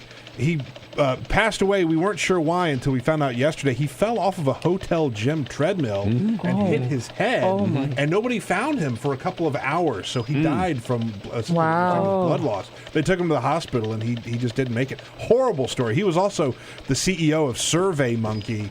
So they call them a power couple in terms of tech the two of them companies. Just amazing couple. Yeah, they were like the stars of Silicon Valley. And instrumental in promoting women and championing women. He was a very powerful force for women in the tech world. So it's a really bummer. That is tragic. Yeah. All right, Peter. With that sad note, Sorry to bring it down. We move on. So the front page of Think Progress today, Igor, just full of information about the latest presidential candidates and one former one. I got to start first of all. So your headline: Romney hits back at Hillary. She spoke the other day about we have to end mass incarceration in America. He says there isn't any mass incarceration in America. Yeah, who knew? Who knew we're all good? The prisons are empty and everyone in full employment. Everything's great in America, apparently, according to Mitt Romney. Who's that? Mitt Romney? Who ran for president? Governor? Former governor? I'm not sure. I just saw some numbers in New York Review books about this. I mean, we have like more people in prison than any other civilized nation per capita, right? 1.57 million people in prison, and 1 in 3 people has a criminal record. That is, yes, a lot more than other countries. The highest incarceration 1 out of 3 rate. Americans? I believe so. That does sound high to me now, as I say it to you. But I think it's what I saw in our article. We write 1 out of 3. 1.57. 1.57, and that's not even an all-time high. The all-time high was reached several years ago. We're a bit lower than that now. Of course, the conversation coming in the aftermath of Baltimore, in the aftermath of conversations about incarceration rates in general, but also African Americans having higher incarceration rates than whites, and the problems that creates, the tensions that builds in communities, particularly in Baltimore, where the numbers of African Americans or residents even in Baltimore who've gone to prison or have a criminal record is really astronomical, and it creates certain tensions with law enforcement, and it's out of kind of all of that, kind of that pressure cooker that you see a lot of the unrest in Baltimore and, of course, elsewhere in the country. This is a huge problem. Absolutely. I think Hillary Clinton was right to certainly bring to the forefront, and it needs a lot of discussion and a lot of action. And they're kind of, this article I read in the New York Review of Books talks about there are two things kind of behind it. One of them are the mandatory minimum sentences, where judges didn't have any flexibility at all. They had to, if it was a third offense or something, like California has the 3 strikes and you're out, for having a joint, right? The maximum would, or the minimum would be like 5 or 10 years or something like that. And the judge had to do it. Number one. Number two is the prison industry. The people building, because a lot of these prisons now are privately managed. The people who manage or build the prisons and the prison guards. Yeah, I mean, very powerful force, and they just say, "Hey, we need more people in prison because there's more jobs for us." But these policies that we saw in the 90s didn't occur in a vacuum, right? They were a reaction to very high crime rates across the country, but the reaction became an overreaction with those policies that you described. All right. Also, on your front page, the main talking point against Carly Fiorina is wrong? Well, Carly Fiorina touts her experience at HP, head of HP, as proof that she has executive experience and she can govern a country. But critics say But that... she doesn't tell us she was fired. Well, yes, she was forced to resign, Bill, in 2005 after a merger with Compaq, remember them? Yes. Went awry. The board disagreed with it. She also, as you point out, After Peter... she had fired 30,000 employees. Laid off 30,000 people. But the argument that Bryce Covert, our economics editor, makes on the site is that Carly came to power in HP during a period of economic turmoil for the tech industry as a whole. The bubble had burst. She ascended to power and tried to steer the ship right, and obviously failed, at least in the eyes of her board. But Carly also says, look, revenue was up, doubled during my tenure. She doesn't say that the stock price fell 50%, but hey, lots of different ways to look at the record. But there's certainly, Bill, I think, a history in corporate America that when a company hits troubled waters, when there's some kind of problem, women and people of color are far more likely to be promoted to those top positions. And when things are steady and doing well and everything is good, that's when the white men come back and act as kind of the savior to bring the company back, when really it's the underlying economic trends that really dictate, for the most part, how well any given company does. Could be true. But it's also, it seems to me, a big stretch for Carly Fiorina to say, I am the best person, which she said yesterday, I am the best person to be the next president of the United States because I know how the economy works. Well, Carly Fiorina, really, her claim to fame in this cycle has been her jabs at Hillary Clinton. It's what she specialized in, making jokes about Monica and everything else. And that's really kind of that's why she's getting all the attention, all the write-ups, is because she's willing to go further in her rhetoric against Hillary than a lot of her male counterparts in the GOP. And front page of Think Progress again today, the 7 ridiculous things that Ben Carson believes. Only 7? Well, Bill, I mean, we can't make the articles too long. Right. Got to cut it off at some point. You have to exercise some editorial judgment. Exactly. Some discretion. Okay. I mean, this is, we've heard a lot of this. He thinks that Obamacare is the worst thing since slavery. He thinks that being gay is a choice because when you go into prison you're straight. You're when straight. You come out, or you're gay while you're in prison, then you come out and you're straight again. I'm not sure what it is. They're conversion. Makes sense, right? They're conversion machines. Yeah. Sort of prisons. Right. That Obama has a secret plan to get everybody on welfare and dependent on government. Well, I was just thinking, that's 1.57 million people now are going to be the new gay population of the country when they numbers are really skyrocketing. I know, yeah. We're going to be an LGBT majority country here pretty soon after the prison's empty. But, forget for a moment Carson and Carly, who announced yesterday. This morning, Mike Huckabee. Oh, yes. Former governor of Arkansas. Now we're getting serious. 10.5 years as governor. He ran in 2008 as a populist. He had a term that he was appointed to, and then he had 2 successive terms.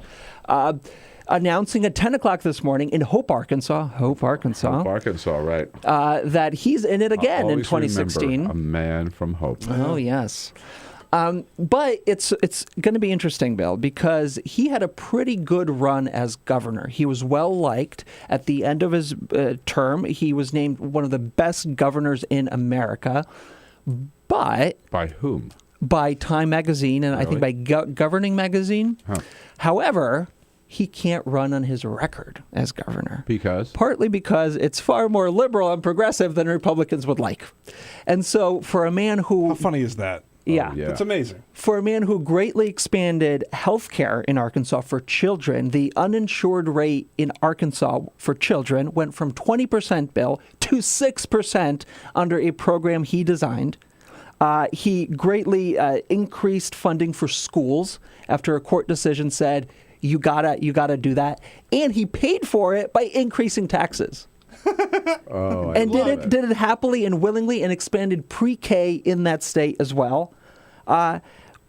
He's running, of course. Huckabee, who knew? Huckabee, yeah, a pretty good record, a pretty good governor. Worked closely with Democrats his entire tenure. In conservative clothing. Yes, he had a Democratic legislature that he worked closely with, and was widely liked across the aisle as a guy who could get something done and who focused on kind of the specifics of governing, not on all this social stuff and crazy rhetoric that he became so synonymous with today. So he doesn't talk about his record when he was... doesn't.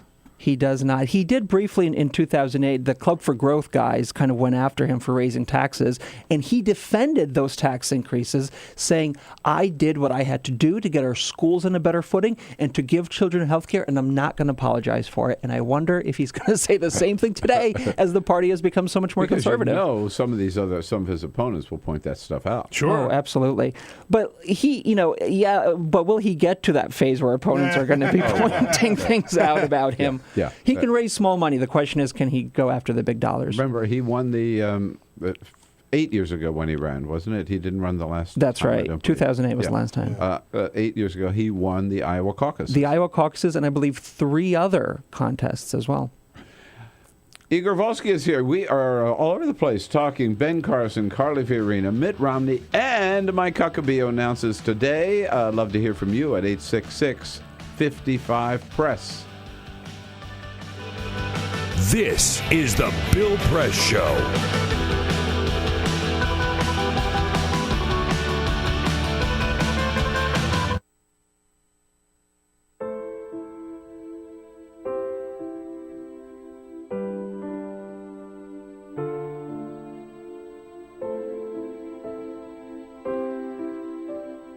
I have run these canyons for 6 million years.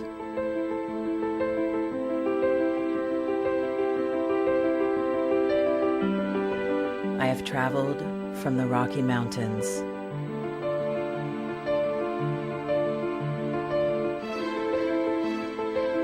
to the deserts, through scorching heat and freezing cold, from the land of the dinosaurs to fields of food.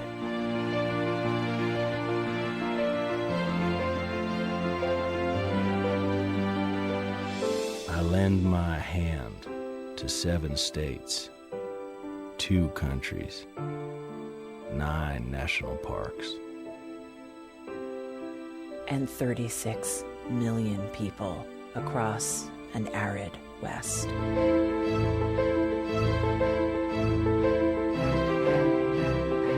I am not the strongest or the largest, but I am the hardest working.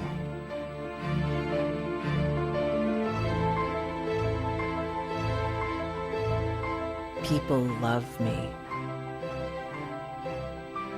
My playfulness, my beauty, my power,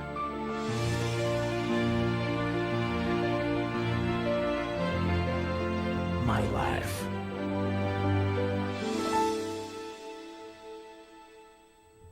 But I don't think I can offer any more. I am tired. I am tired, tapped, and tied. Of the hundreds of major rivers in the world, I am one of the few who no longer kisses the sea. Battles to harness my soul have been won and lost. Use me wisely, and I will sustain you. Use me like you have, and I will break. My name is Red. The Grand River Red. The American Nile. The Canyon Maker. I am the Colorado River. And I am the most endangered river in America.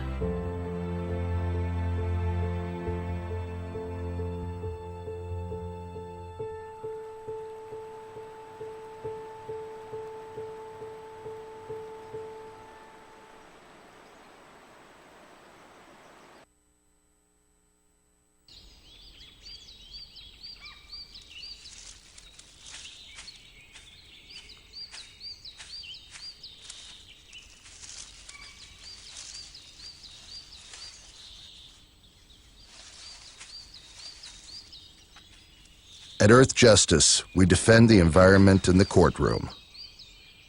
Join our fight. When you take a seat, you take a stand. Earth Justice, because the Earth needs a good lawyer.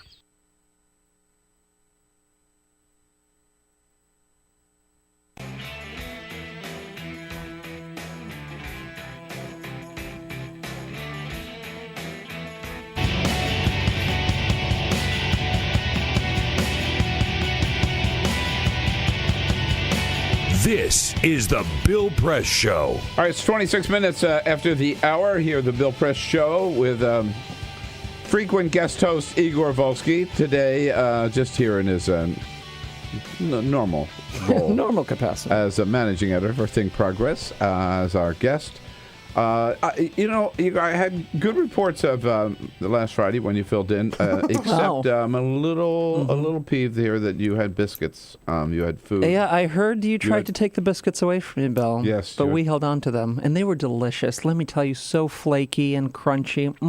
Just They were good good biscuits. way to start the morning with whipped butter and that great jelly that I spread on top of it. Nice. Yeah. Yeah, just remember delicious. that. Yeah. You may never sit in this chair again. Dreamed about it for days. Food and booze are mine. That's what I hear. Yeah. Things are changing, Bill. We just have about a minute. What's the deal with this Jade Helm 15, this military exercise in the West that Texas thinks is a conspiracy? Well, Texas, Ted Cruz, Greg Abbott, their new governor, believed that possibly the federal government is getting ready to declare martial law and take over that part of the country in order to cancel the 2016 election and allow Obama to extend his presidential term indefinitely. Ted Cruz doesn't believe this. Ted Cruz is looking into it, and so is Rand Paul. Because, of course, anything could happen with Obama. And Greg Abbott actually asked the National Guard to be on Keep guard, an eye. right? Keep an eye on those feds over there. Yeah. And they're going to set up FEMA camps in the Walmarts. You know what? If the federal government is really planning on taking over Texas, I hope it's... that would be the best thing that could happen. Thank you, Igor, for coming in. I said that. You did. This is the Bill Press Show. The Honda Dream Garage sales event. So this is my computer. This is your computer. Let's go on the internet. Let's go. Click it. Yes. Okay. I cursor in between the R and the E. Pressing down, I want you to just push the area. She's gonna love me all over again. That's it. Jamaica, here you come. Here we go. Good job. Thank you. Thank you. And I did it by myself. Feel smarter. So, I'm kind of new here, but I've noticed a trend. My human does this funny thing where she goes around and gets all my toys, and then she hides them in that basket by the door. But it's always the same basket, and it's always in the same place. And then she acts so surprised when I find them, but, she's putting them in the same basket. Again. It's like, hello? That's where you put it last time. You were the worst at hide and go seek.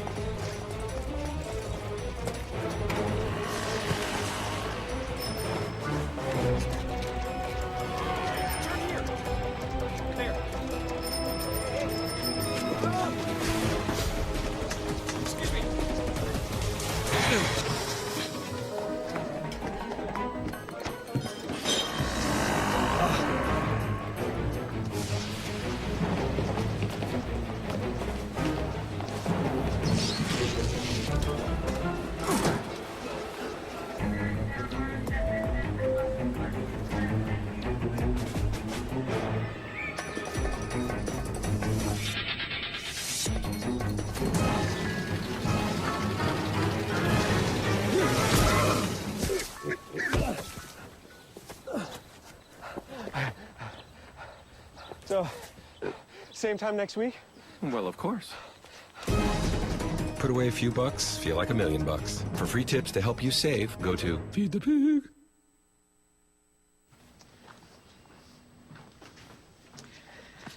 All right.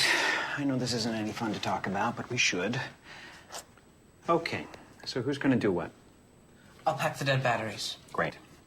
I'll only put what I don't need into a duffel bag. Perfect. That's totally unhelpful. No problem. Meanwhile, I will try to comfort everyone by speaking in a calm voice. And I'll try to get the generator going without any gas. Oh, let's not forget the cell phones, which probably won't work. Right. And who is going to handle supplies? I can forget to do a list for us. Thanks, pal. Well, I think we couldn't be any less prepared. I'm proud of you guys.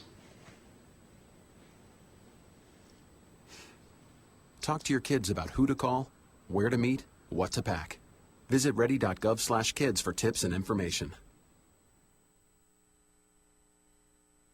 Hey, thanks for stopping by. You know, I followed your character since the first episode. I'm a big fan, big fan. Thank you. And listen, your storyline, it makes for incredible TV drama. Thing is, your drug use is very adult content. Too adult for the kids. So I'm gonna have to block you. Oh, man. Yeah. Well, have a good one. You're a nice lady.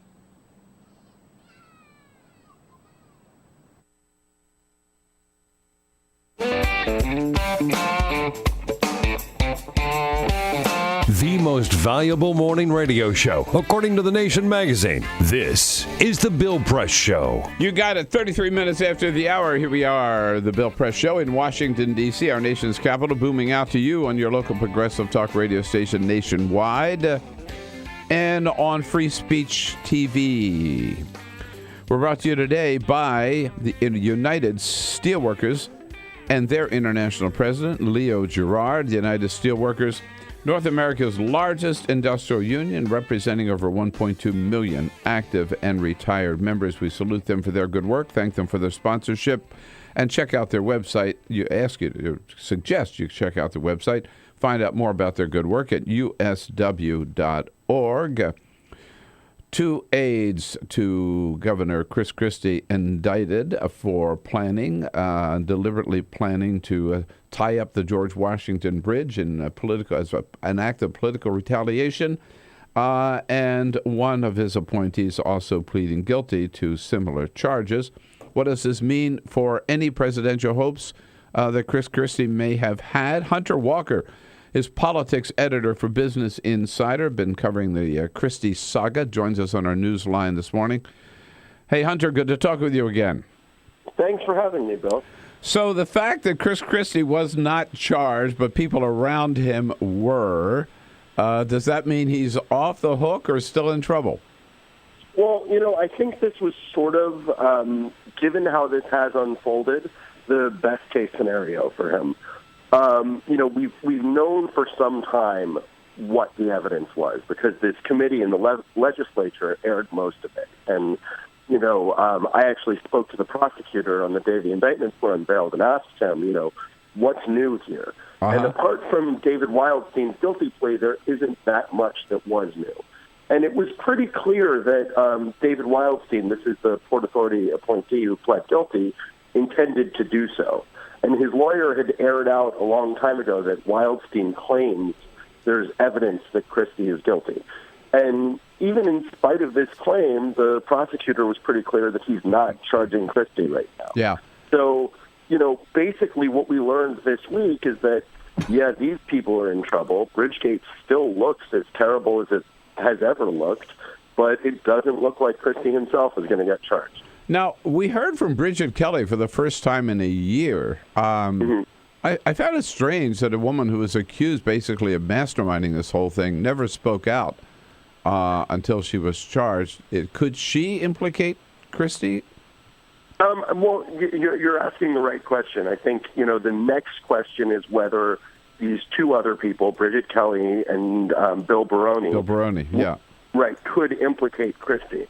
But, you know, I think when you've got people, and I think, you know, this might be why even though it seemed like David Wildstein was going to implicate Christie, we're not seeing charges. The question is whether or not they have evidence. You know, there's no question in my mind that all these people who are facing criminal charges, you know, might want to implicate others. What proof do they have? Yeah, sure. No, that's what always happens. By the way, these are state or federal charges, Hunter? These are federal charges. This is actually, you know, one thing that I was really struck by on Friday is that, you know, first off, Chris Christie himself used to be the U.S. Attorney for New Jersey. So now his successor is bringing these charges.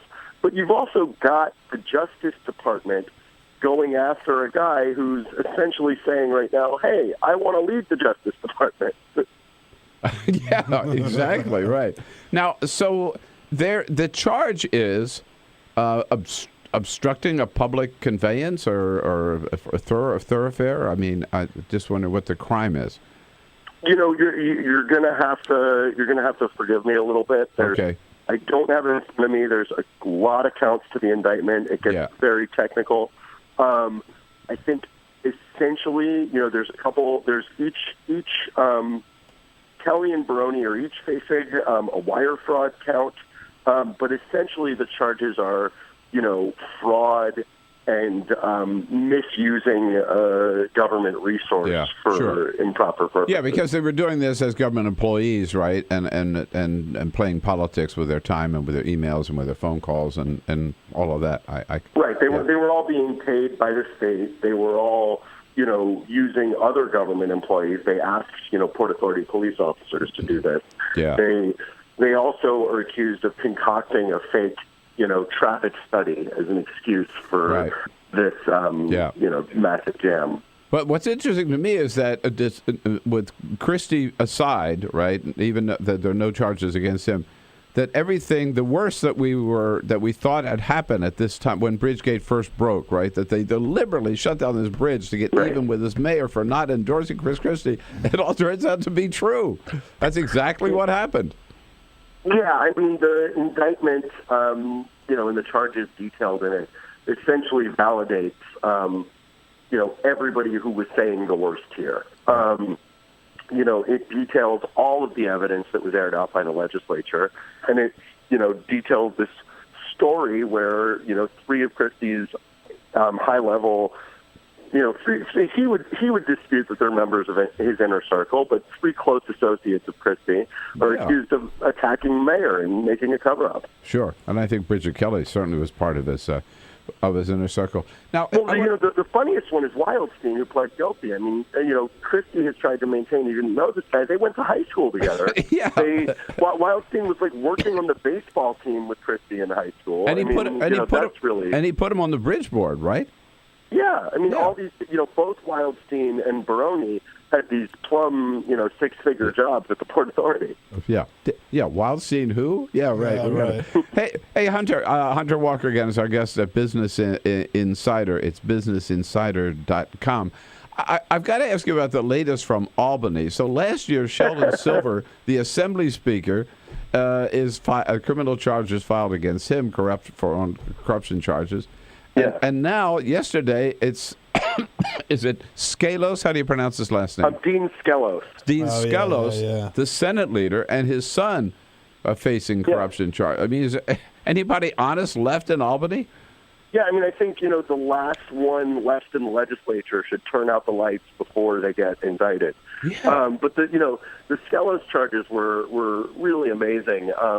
And one of my favorite details, my colleague Colin Campbell wrote up a great story on this, is that in these court documents, it was detailed that Skelos' son, who got this sort of plum job through his dad, first off was recorded basically saying he wasn't qualified for getting this job, but also he was recorded complaining that he couldn't really talk on the phone because it's likely the U.S. attorney was recording his conversation.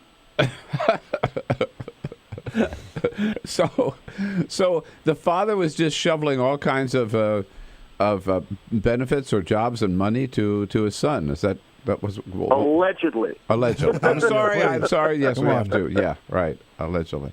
All right. Yeah. But I mean, and how can the legislature function when the leader of both houses now has been charged with corruption, and I guess Skalis will have to leave office too, right? Like Silver did? Yeah, that's what they've been saying, is that, we'll say, keep in mind, Silver didn't leave office, but he did leave his position. As leadership speaker, right? Right. Yeah. Right. Essentially, Albany has for a long time been governed by what they call the three men in a room. And, this was Sheldon Silver as leader of the Assembly, the Democrat. This was Skalis as the Republican leader of the Senate. And then this was Andrew Cuomo. And you've now got two out of the three men in a room, facing federal charges on corruption. And keep in mind, too, I think we've talked about it before, apart from these two leaders, there's been a bunch of really wonderful, colorful charges against other members of New York State's government. Yes, right. So is Cuomo totally above the fray? I mean, there are no rumors or, allegations against him?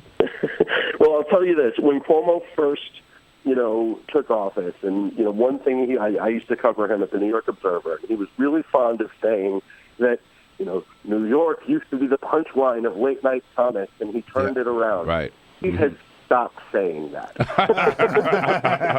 Nice.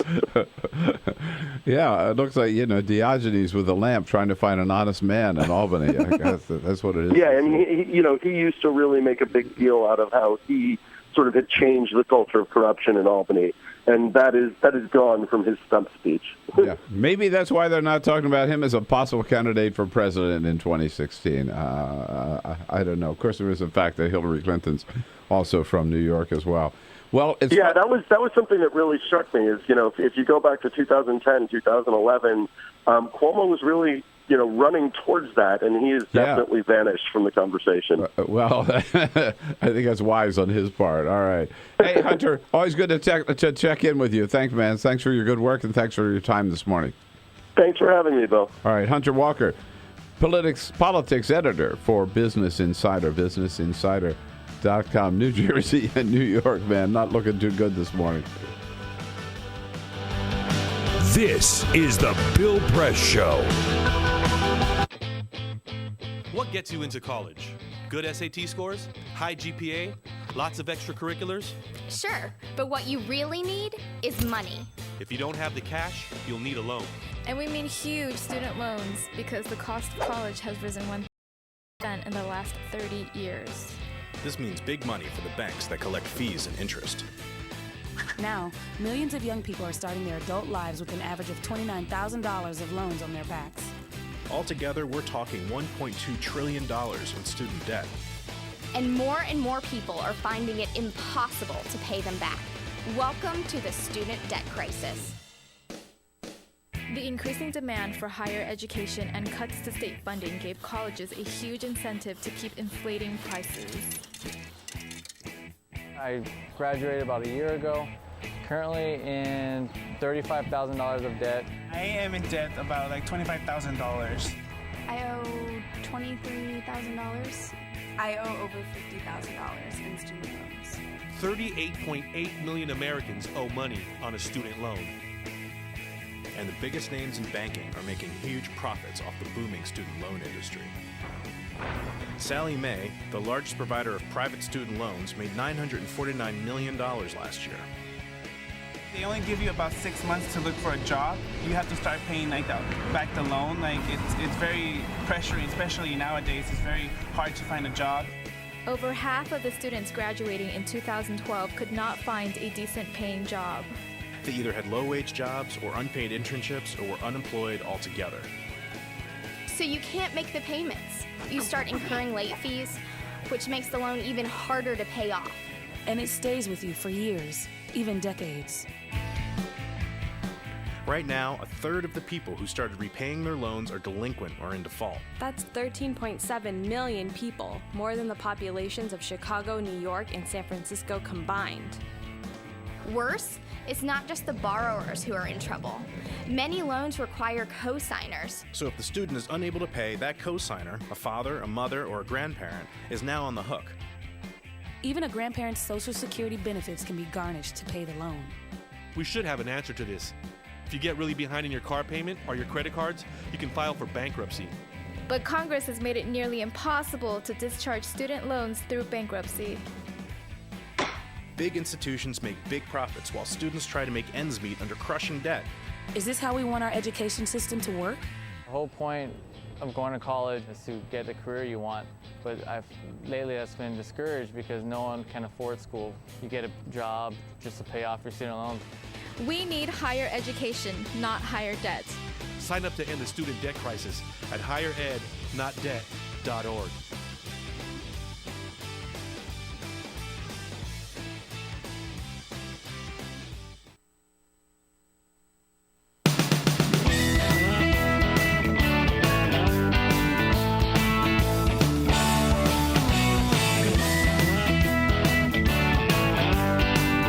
On your radio, on TV, and online. This is The Bill Press Show. David Graham from The Atlantic and Justin George from the Baltimore Sun crime reporter join us in the next hour here of The Bill Press Show. This Tuesday, May 5, 13 minutes now before the top of the hour. And I want to revisit something that we started out the show this morning talking about, which is this tragic shooting down in Garland, Texas, where two Islamic extremists attacked this gathering of a group that had gotten together to have a contest to see who could draw the ugliest or the most outrageous cartoon of Muhammad. It was called the Muhammad Art Exhibit. And context, the point we were making earlier in the program is we condemn the violence, certainly condemn the attempt of these two Islamic extremists to bust into this gathering with automatic weapons and kill as many people as they could. Luckily, they were shot and killed by a policeman before they were able to do so. But while condemning the violence, I personally have no sympathy at all for the group that sponsored this event. And I condemn their having this event. This is a provocative act, deliberately planned and designed and on their part to provoke the kind of violence that it ended up in. I mean, this is exactly what they wanted. They wanted, and they've been doing this for 5 years. This group, the American Freedom Defense Initiative, so-called, identified as a hate group by the Southern Poverty Law Center. They've been trying for 5 years. They've had different events like this to try to incite Muslims to acts of violence, to retaliate, in order to prove their point that Islam is a violent religion. And if you just listen to the head of it, this woman, Patricia Geller, Pamela Geller. Sorry, Pamela Geller. Here she is with Brian Ross, from investigative reporter for ABC News, who asked the right question. Okay, yeah, your freedom of speech, you're free to say this stuff, but really? You have the right to say things, but is it good judgment? It's excellent judgment to stand in defense of free speech. Yeah. Who's going to decide what's good or what's forbidden? The Islamic State? These gunmen? Someone has to take a stand. Someone has to take a stand. I mean, come on. Don't stretch freedom of speech to the point that freedom of speech gives you the right to insult other people and not maybe suffer the consequences or not see some reaction. Freedom of religion gives you the right to practice your religion or not practice your religion. It's not necessarily a good idea to use your religious freedom to insult the religion of other people. That I think is, you hit a very interesting point, because I think that if you are the type of person that retaliates with violence over a cartoon, you're a bad person. Yeah. And there's no excuse for it, and we shouldn't make any kind of excuses for it, right? Like, everybody is like fair game to be made fun of, all right? I think that's fine. Absolutely. Totally. But at the same time, you know what you're walking into when you're repeatedly trying to egg somebody on, they're trying to make this point, and now they think that the point has been made. Yeah, right. They wanted this. They wanted this to happen. They did, and they got it. Brian Ross, again, talking to Pamela Geller, the head of this organization, which also goes by the name of the Stop Islamization of America movement. He asked, don't you think this, some people might not like this? Do you accept that it was deeply offensive to many Muslims? I find a lot of the interviews that I do with the media to be deeply offensive. But do you accept that was deeply offensive to many Muslims? Not to freedom-loving Muslims, no. No. Well, again, if you take that incident, okay, and let's say you have a contest. What if a group of Muslims sponsored a contest that we want people who to come and draw the most outrageous pornographic depiction they can of Jesus? Do you think everybody would say, "Oh, this isn't this great, freedom of speech, God bless America"? No, they'd be raising holy hell. Media would be condemning it. What if you said this before? You go to the Hasidic section of Brooklyn, and we're going to have a contest. Christians are going to sponsor a contest to have the most hideous, stereotypical cartoons you can possibly do of Jews or Jewish merchants or Jewish or whatever, right? Do you think people would just say, isn't this great? What a great country we live in. We can all just satirize and make fun of and mock and publicly mock and have events. That's the difference between this and like Charlie Hebdo. Charlie Hebdo magazine, they drew a picture of a cartoon of Muhammad, but they did cartoons of everybody. Politicians, right and left, they didn't care. They just did satire on the news of the day. Right?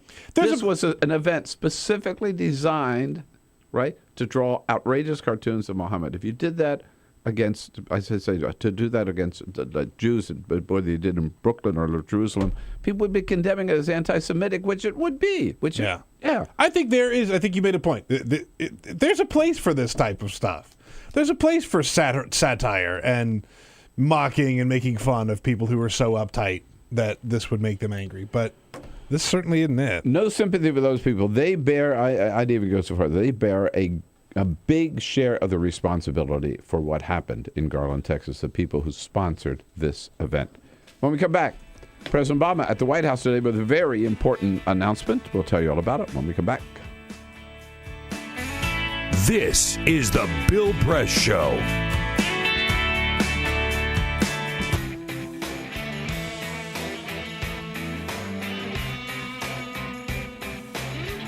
Come on, 2 hours is not enough. We need hour number 3, right? Well, you're going to get it. Free Speech TV, you'll have to wait until 5 o'clock Eastern, 4 Central to watch, but right away you can watch the third hour live on TawkrTV, youtube.com/TawkrTV. Joining us in our third hour together this morning, Tuesday, May 5, staff writer for The Atlantic, David Graham, to bring us up to date on 2016. And then we're going to jump up to Baltimore and talk to a leading crime reporter for the Baltimore Sun, Justin George, to get the latest on efforts to restore peace to that troubled city, the city of charm. Hour number 3 coming up.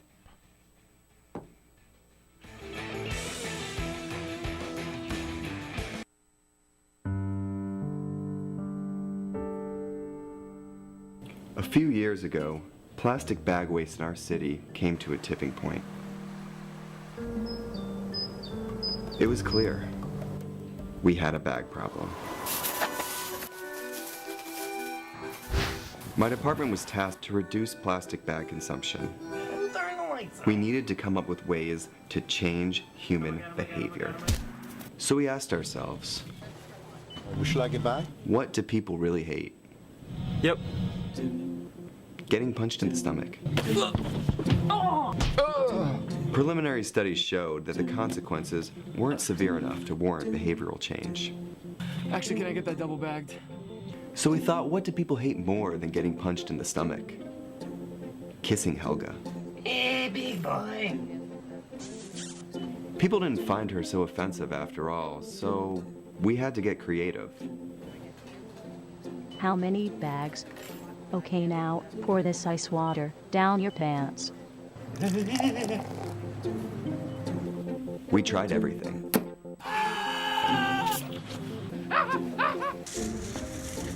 Eat this rat. Defuse this bomb. Even fighting your clone. After blowing through millions of dollars of government funds on research, I came up with a brilliant idea. Why don't we just charge 5 cents per bag? That's a stupid idea. Would you like a bag? Yes. 5 cents a bag. 5 cents? 5 cents? Do I still have the option of getting punched? Honestly, I don't know how everyone else missed it. Why don't you just get a reusable bag?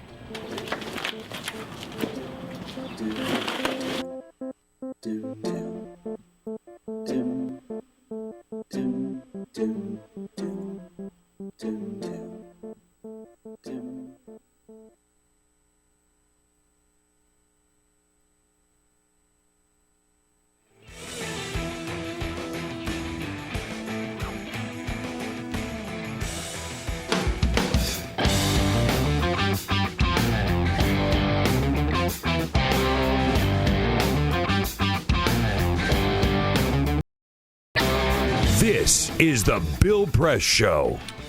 In the next hour, David Graham from The Atlantic joins us here in studio, as well as Justin George, crime reporter for the Baltimore Sun. President Bubba, busy day at the White House today. He and the Vice President get their daily briefing at 11 o'clock this morning. And then at noon in the Rose Garden, the President making a very important announcement. I will be there. The President is going to nominate Marine General Joseph Dunford Jr. To replace General Martin Dempsey as the new chairman of the Joint Chiefs of Staff. General Dunford, a close aide to Defense Secretary Ashton Carter, has been helping the President, particularly on the issue of Afghanistan. Reportedly, they have a very close working relationship, and the President putting his man he's learned to depend on in as a new chairman of the Joint Chiefs.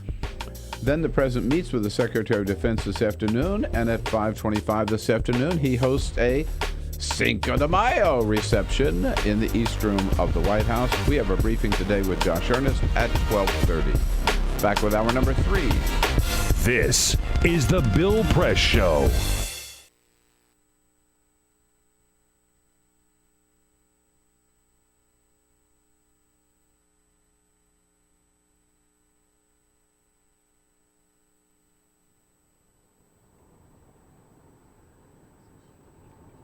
What they told us we were doing was going to rid the state of frivolous lawsuits.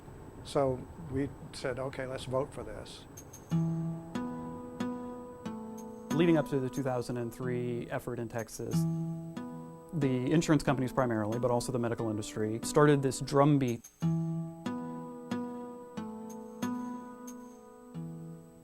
They were alleging that medical malpractice lawsuits were soaring and the cost of healthcare was going way up. And they barraged the citizens of Texas with these frightening, scary messages that we were in some sort of crisis. But the reality was that simply wasn't true.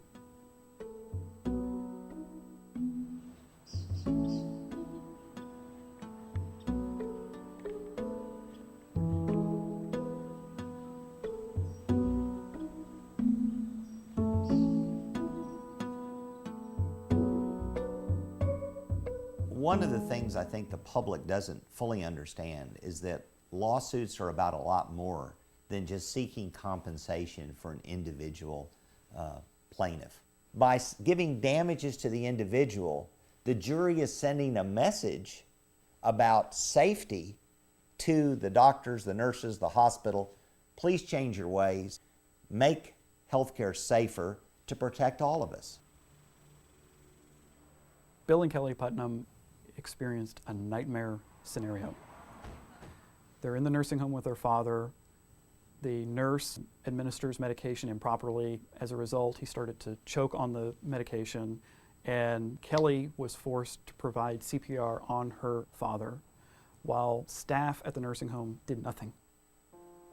I was probably 6 inches away from my dad's eyes. He's no longer thrashing, he's no longer moving.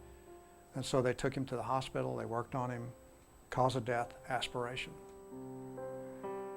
Texas Board of Nursing ruled that the nurse not only did what we said she did, but she also said that the facility had her destroy the medical records for that day and create a new version. I decided to give a lawyer friend a call. I went through probably 10, maybe more.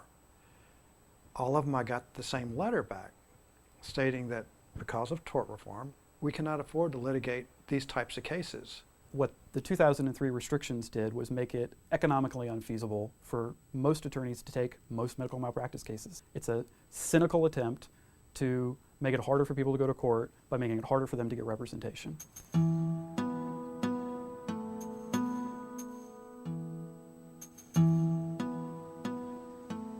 I do remember when Patricia Whitman first contacted me, because as a cardiologist, I was pretty outraged when I looked at the medical records.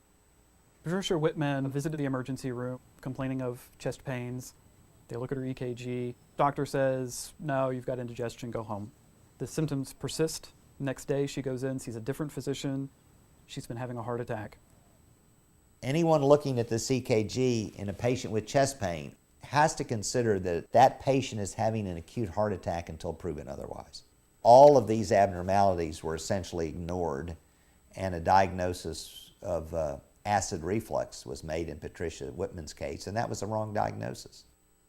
The doctor came in and he said that I had substantial permanent heart damage and that I was, quote unquote, 100% disabled. Prior to the heart attack, I had a 3,500 square foot home that I took care of, and I was on my feet 8 hours a day going to cosmetology school. Then I would come home and cook for my kids and do whatever else needed to be done. I did it all. After the heart attack, I couldn't keep up with the house. I couldn't pay the mortgage. My life has changed a lot.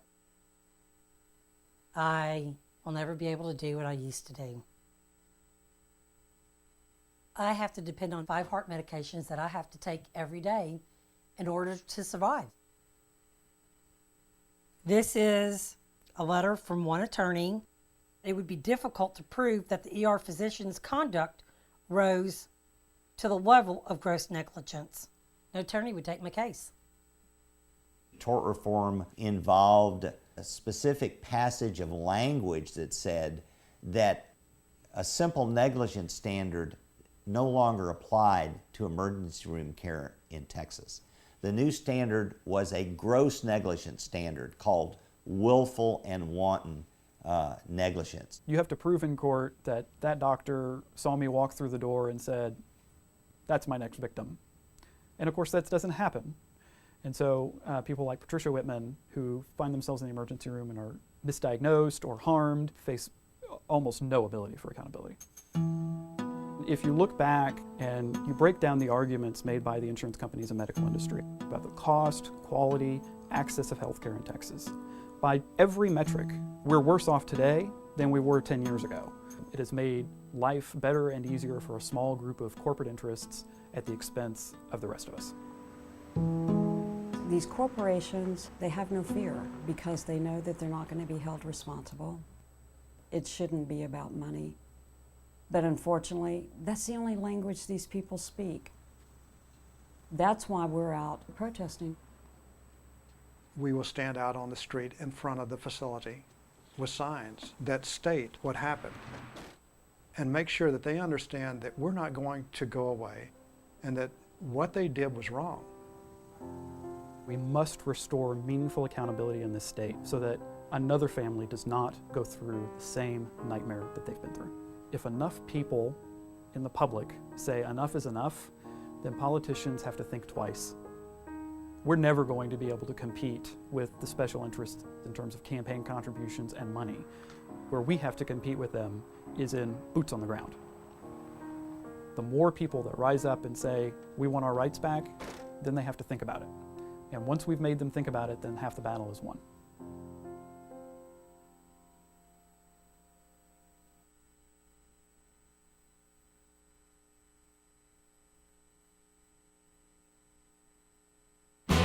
Broadcasting around the nation, on your radio, on your TV, and online.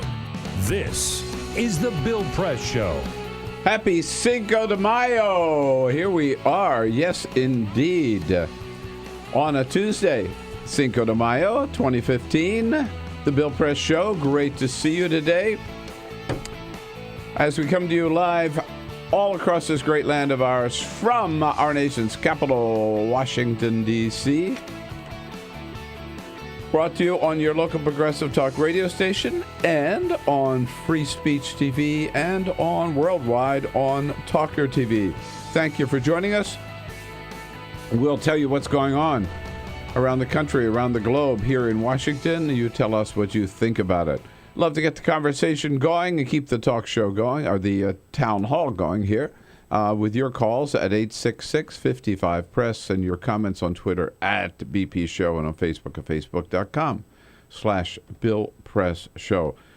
Two new Republican candidates jumping in yesterday and one more jumping in today. I don't know how many tomorrow. David Graham is staff writer for The Atlantic, covering the political scene, and he'll bring us up to date. Joining us in studio this half hour. Hello, David. Morning. Good to see you. Good to see you as well. Yeah, thank you for coming in with Peter Ogburn Hi, and Bill. Lisa Murphy. Hey. I'm here. You're here. Happy Tuesday. Ready to go. Jamie Benson. You got it. All right. We got a new guy screening calls, and Bill completely butchered his name in the first hour of the show. He's new. Yeah. That's right. Yeah, it's hazing. Yeah. That's right. Answer the phone, new fish. He's answering. He's ready to take your calls at 866-55-PRESS. Cyprian Bolding, our videographer, on the job as well. The lights and cameras and action here on Free Speech TV and on the video stream. Last night, President Obama, his last appearance on the David Letterman show. He's been there, what, twice before? Or at least He's been there 8 times. This is his 8th appearance. Yeah. Is that right? Yeah. He went several times as a candidate. As a candidate, he went several times. But that was his 8th trip. And obviously, you know, he loves him some David Letterman, as he made clear to the nation last night. We've grown up with you.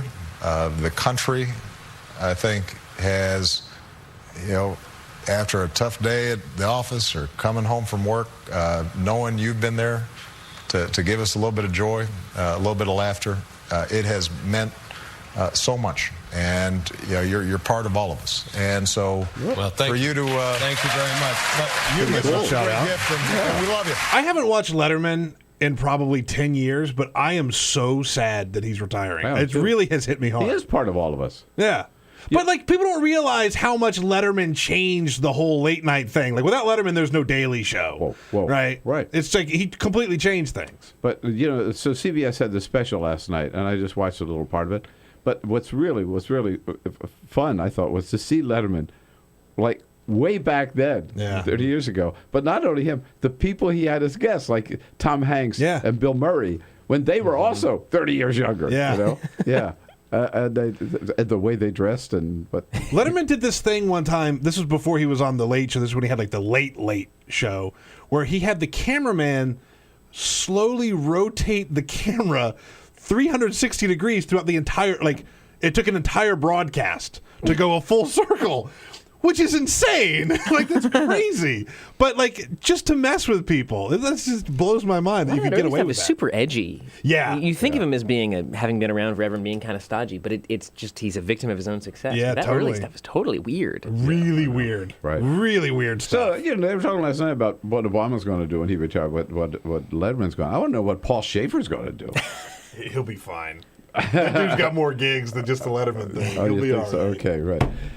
Anyhow, David Graham here with us for this first half hour. We'll talk to Justin George, crime reporter for the Baltimore Sun, at the half. But first, this is the Full Court Press. Just a couple of other stories making news. Congratulations to Samantha Cristoforetti. Not only is she the first Italian woman in space, she's been up there for a couple of months, she is now the first person in space to brew a cup of coffee. Remember, I told you. Remember, They've had coffee in space. She brewed it from an espresso machine. She brewed it from an espresso machine. No, it was Senka. Yeah, it was all like instant coffee, right? That's what they were able to use. But remember, I told you when they made that trip up to the space station, they took up an espresso machine. This was a couple of weeks ago. So over the weekend, she brewed the first espresso Made in Groundbreaking. Telling you. How about that? It is. It'll Bill, go on her see? tombstone. Yeah. Her epitaph. That's it. That's it. So during the Boston Marathon, apparently there's a tradition that when the marathon goes through the part of town known as Wellesley, the girls, the women that are there cheering people on, they kiss the men. This is a tradition, apparently. I didn't make this up. The Boston Marathon? The Boston Marathon. No wonder it takes so long. Right? Well, so there's a woman running by the name of Barbara Tatji. This is funny. And she decided that she was going to turn the table. She was running the marathon, and so she had her daughter take a picture of her kissing a man who was on the sidelines, right? Oh, so he was there got it. cheering. So she stopped and she kissed this man, and then she kept running. So then she put out this plea. She wanted to find the man that she kissed. She wanted to find her Prince Charming. Sadly, she never heard from the man. She did hear from his wife. But she explained, it's okay. We thought it was funny. He was in on this joke. He was a good photo op. Nobody's mad, but you're not going to marry him because he's already mine. So...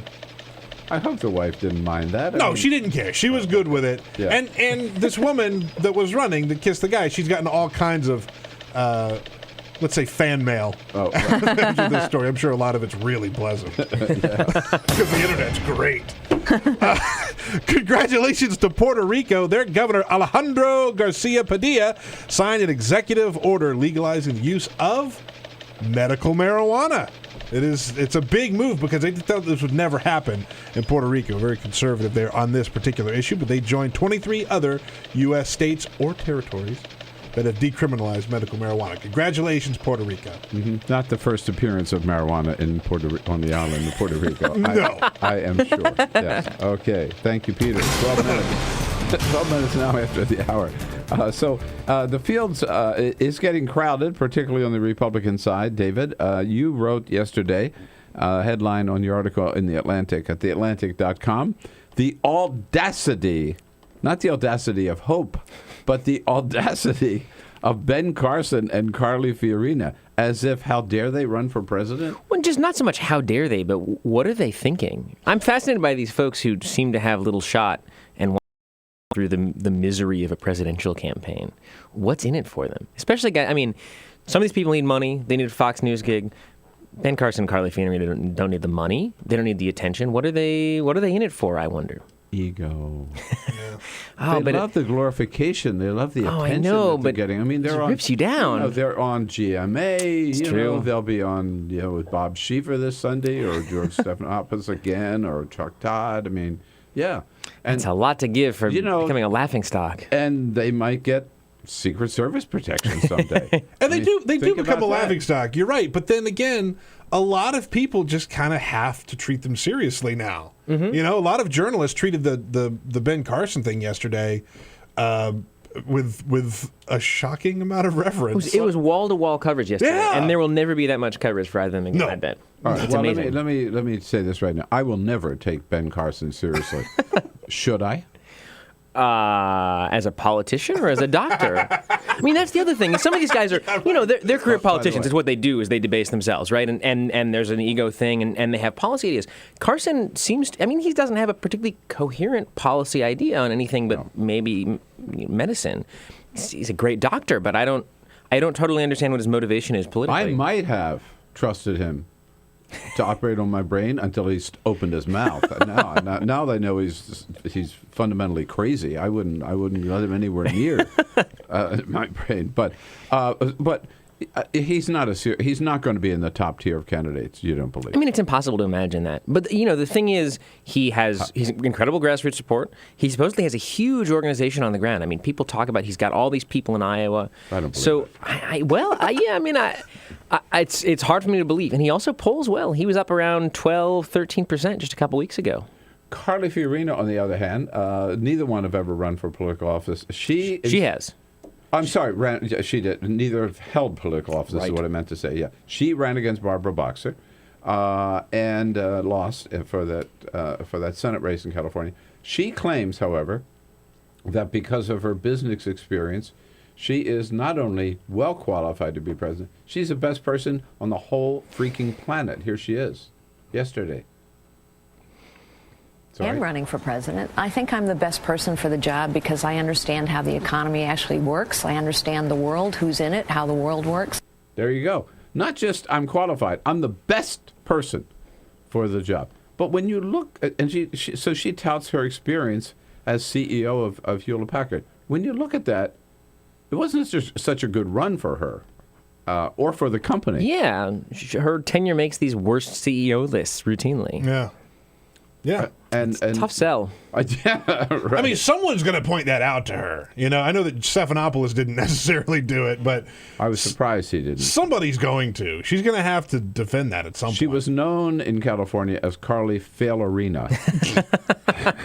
That's really good, actually. I like that. I wish I knew more people with the last name Fiorina. I'd steal that. Failerina.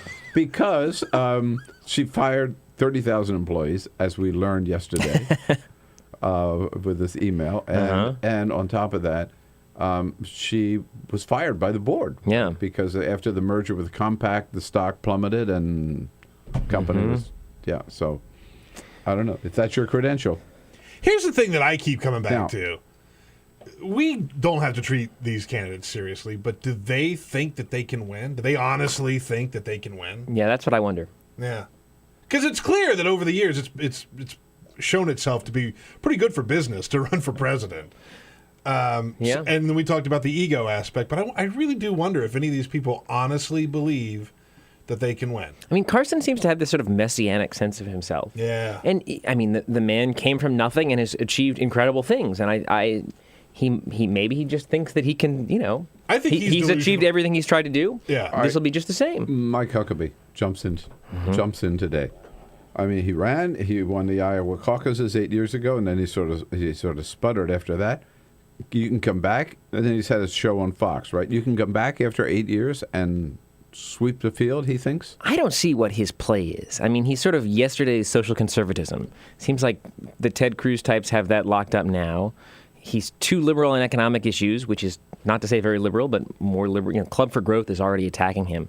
I don't know what his angle is in this race. Even Rick Santorum, in terms of the evangelical vote, I think is almost faded now compared to, as you point out, Ted Cruz, more likely to be able to capture that because he's a newer face and more outspoken. Yeah. What if Huck had run in 2012? He might have had a shot. Michelle Bachmann led at one point, so he might have had a shot. No, in 2012, every one of them had their moment. Everybody had a moment. Yeah, everyone had a chance. Herman Cain had a moment. Herman Cain was my man. How serious you got. You will not stand for I was on the word. Cain beat. I have to protect the seriousness of that beat just for my own. But if you remember, Rick Santorum's moment came like 2 days before Mitt Romney sealed it. Yeah. Everybody else had the number one in the polls, except Rick Santorum. And finally, everybody else was gone. It was only Rick Santorum left, and he was number one for a day or two. So he'll be back as well. So who do you think will be the top tier Republican candidates, once they're all in? I still think Bush, Rubio, and Walker. What do you think? Yeah, no, that's as good as any. Maybe add Rand Paul to the mix. I can't figure out where Rand's ceiling is. Yeah, I don't think Ted Cruz either. But I certainly think the three of them will be. They'll be the three major contenders. Right? Yeah. Okay. It'd be interesting to see Rand Paul up in the top tier. I mean, that would be for my entertainment dollar. Right. Yeah, that'd be good. No, I don't want to commit the same sin that everybody else has in the media. I just saw an article about that this morning.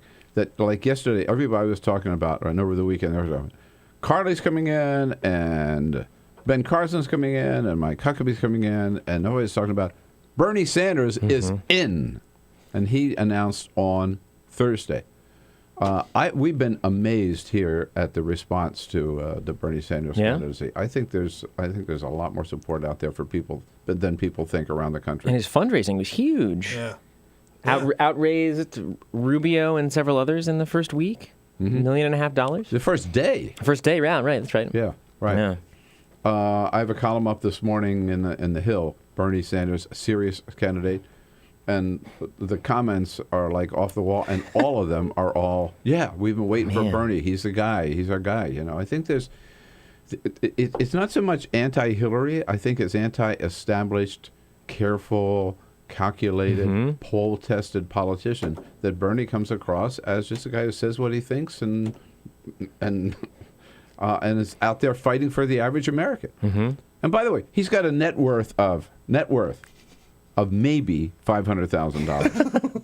So when he talks about he's not a member of the billionaire class, yeah. He looks like he means it. Yeah. I don't know where he gets his hair cut, but maybe I don't want to know where he gets his hair cut. Hey now. Sorry, David. Sorry. Yeah. You're hitting a little. You're close to home there. Sorry, buddy. A little too close to home on that one. Or buys his clothes. Yeah, right. No, but you know what? I think people like that. No, it's charming, if nothing else, right? Like, it's real. It reads as real. Genuine. No, it's a real thing. So how far can he go? And will he really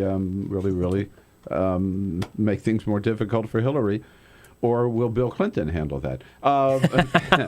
David Graham is here in studio with us. The politics of the moment getting more and more interesting every day. Jump in at 866-55-PRESS. We'll be right back. This is the Bill Press Show.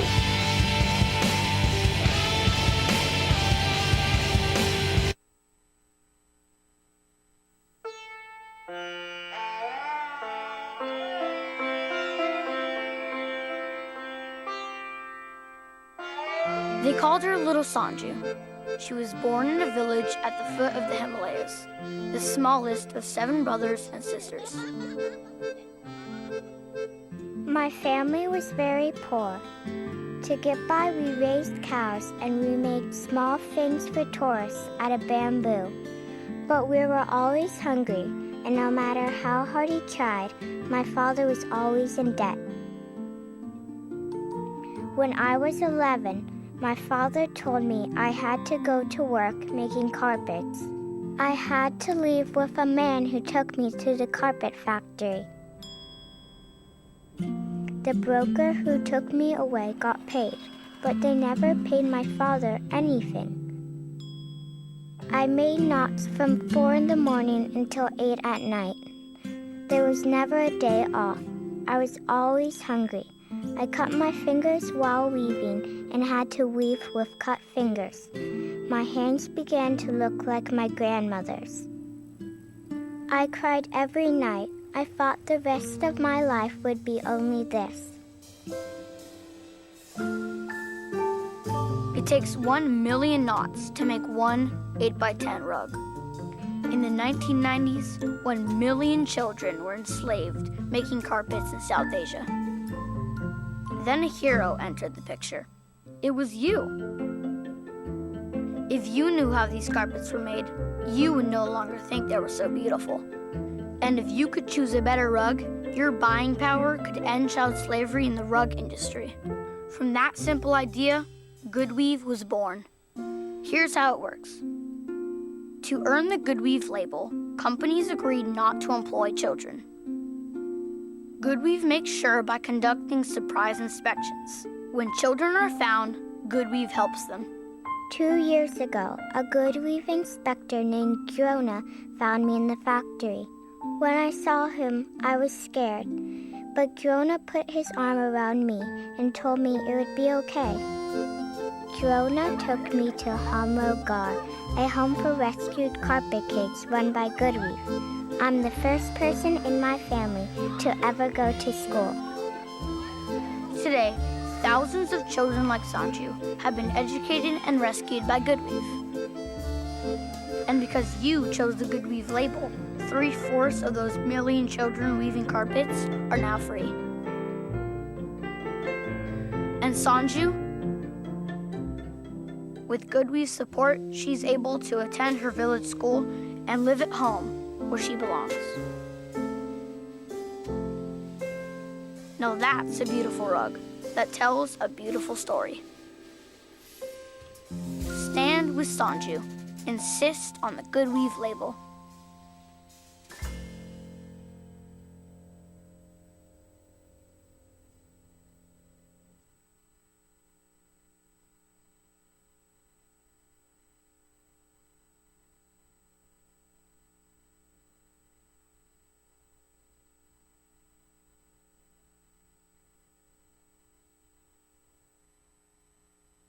The average text takes your eyes off the road for nearly 5 seconds. At highway speeds, that's enough time to travel the length of a football field.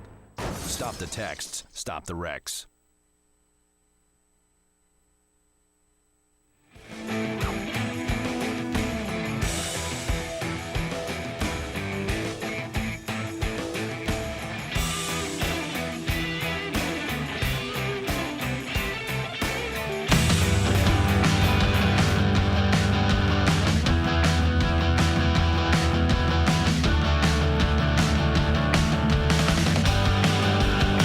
This is the Bill Press Show.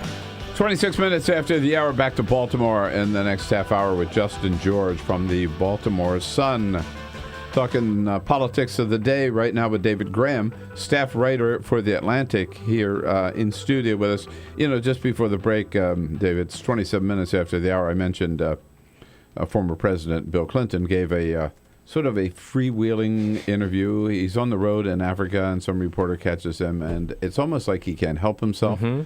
And among other things, he said, well, what about, they ask about, well, you know, how do you justify getting a $500,000 to give a speech?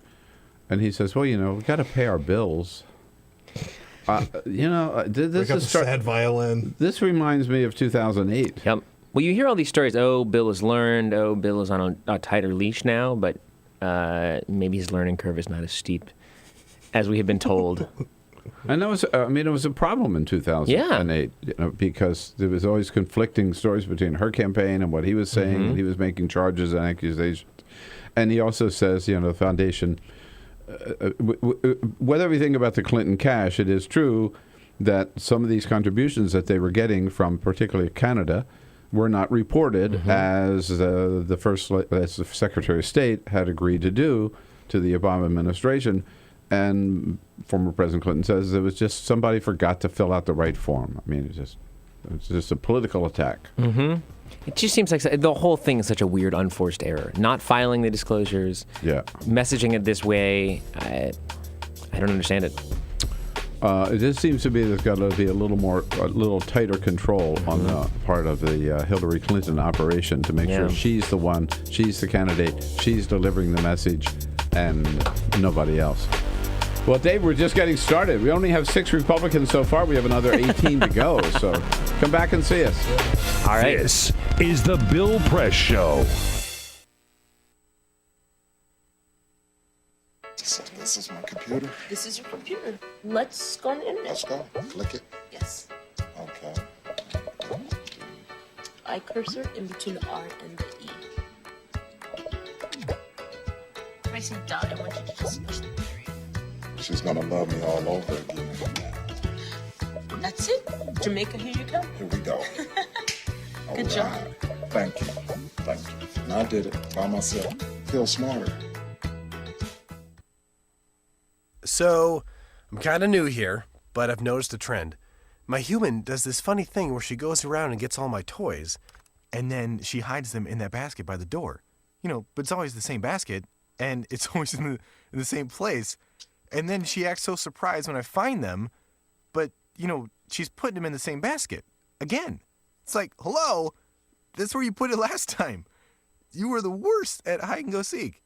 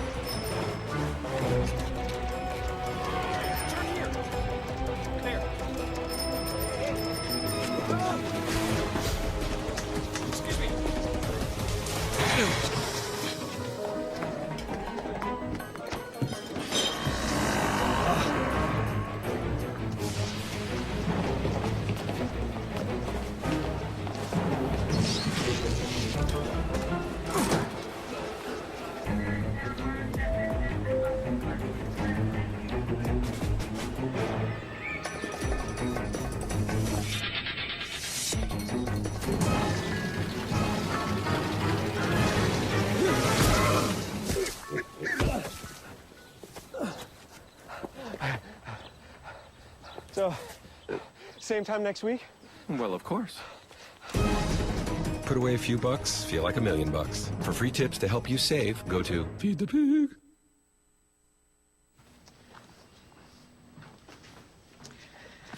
All right. I know this isn't any fun to talk about, but we should. Okay. So who's going to do what? I'll pack the dead batteries. Great. I'll only put what I don't need into a duffel bag. Perfect. That's totally unhelpful. No problem. Meanwhile, I will try to comfort everyone by speaking in a calm voice. And I'll try to get the generator going without any gas. Oh, let's not forget the cell phones, which probably won't work. Right. And who is going to handle supplies? I can forget to do a list for us. Thanks, pal. Well, I think we couldn't be any less prepared. I'm proud of you guys. Talk to your kids about who to call, where to meet, what to pack. Visit ready.gov/kids for tips and information. Hey, thanks for stopping by. You know, I followed your character since the first episode. I'm a big fan. Big fan. Thank you. And listen, your storyline, it makes for incredible TV drama. Thing is, your drug use is very adult content. Too adult for the kids. So I'm gonna have to block you.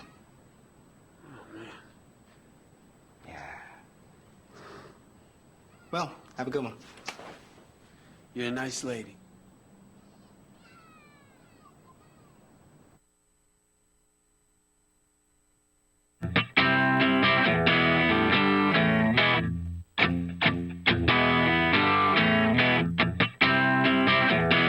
Seen on Free Speech TV and online on TawkrTV. This is the Bill Press Show.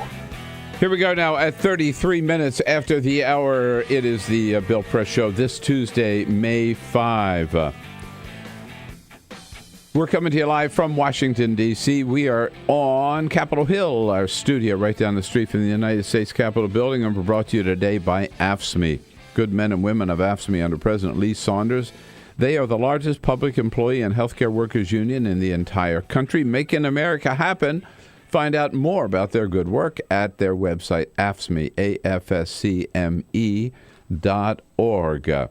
45 miles up the road, calm restored for the most part to Baltimore, but a little scare yesterday with a false report, turned out to be a false report, that Baltimore police officers had shot another young black man. Again, a man turned out not to be true, but created a little tension for a couple of hours there yesterday afternoon. Justin George is a crime reporter for the Baltimore Sun, joining us on our news line this morning. Hello, Justin. Good to have you with us. Thanks for having me. So other than this little incident yesterday, is order, for the most part, restored in that neighborhood of Baltimore? You know, I think so. Things are starting to definitely slow down. Obviously, yesterday the gun going off was a big scare, but otherwise the National Guard is leaving. I think they're expected to finish the last of their mission either today. Believe today. The curfew has been lifted, and for that, it brought a major sense of normalcy to a lot of the neighborhoods. People were able to go into their local CVS's or their the convenience stores or anything that's open past 10. The restaurants could stay open past 10. Mm-hmm. That was an important thing. How long have you been covering the police department there in Baltimore? It will be nearly 3 years. Nearly 3 years.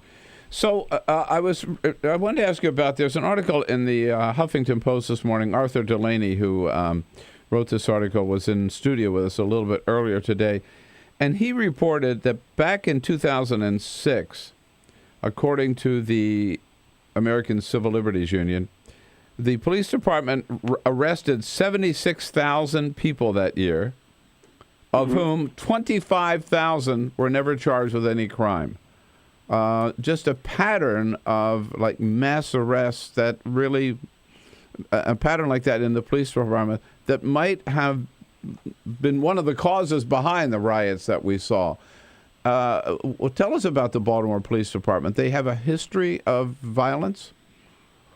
Well, I think that the arrests, certainly true. There were a lot more arrests that went on in the late 2000s, and what that was it was under both Mayor and then Governor O'Malley was definitely really hard on crime. He wanted to see the numbers down. I think you saw a lot more arrests. You saw a lot more officers who were sort of in plain clothes, looking, being proactive, trying to be proactive and looking for crime.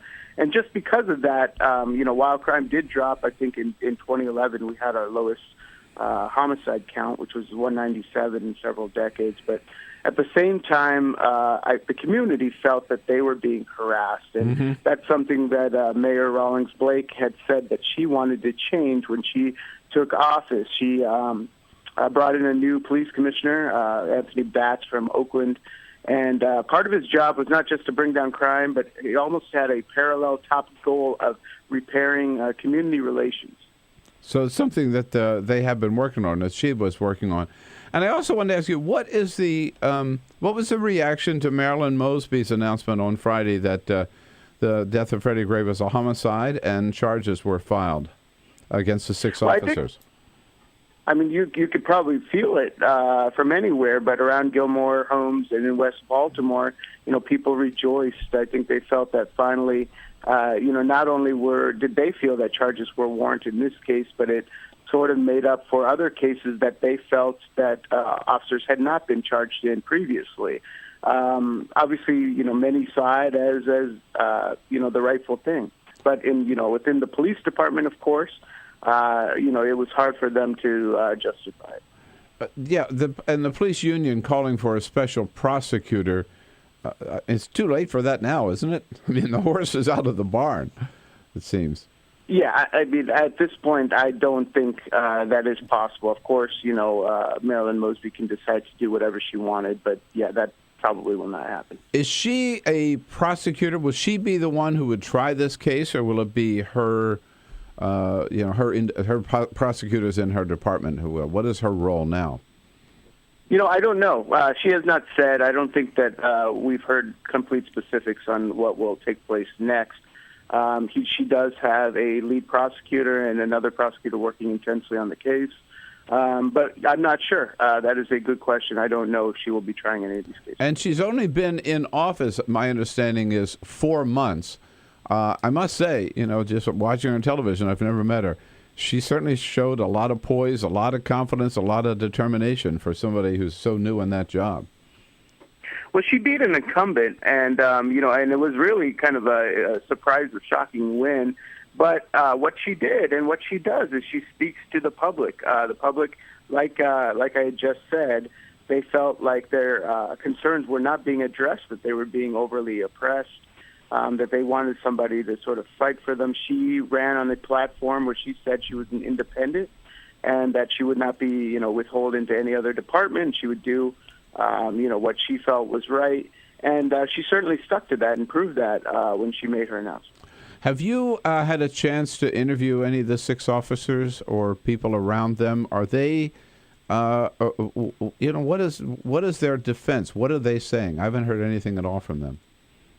No, and that's the thing, is that clearly that, they gave initial statements to police, but since then have not at least said a thing. I don't know if they've said anything to prosecutors at all. They've certainly not said anything in interviews. All we can gather is what the police union releases.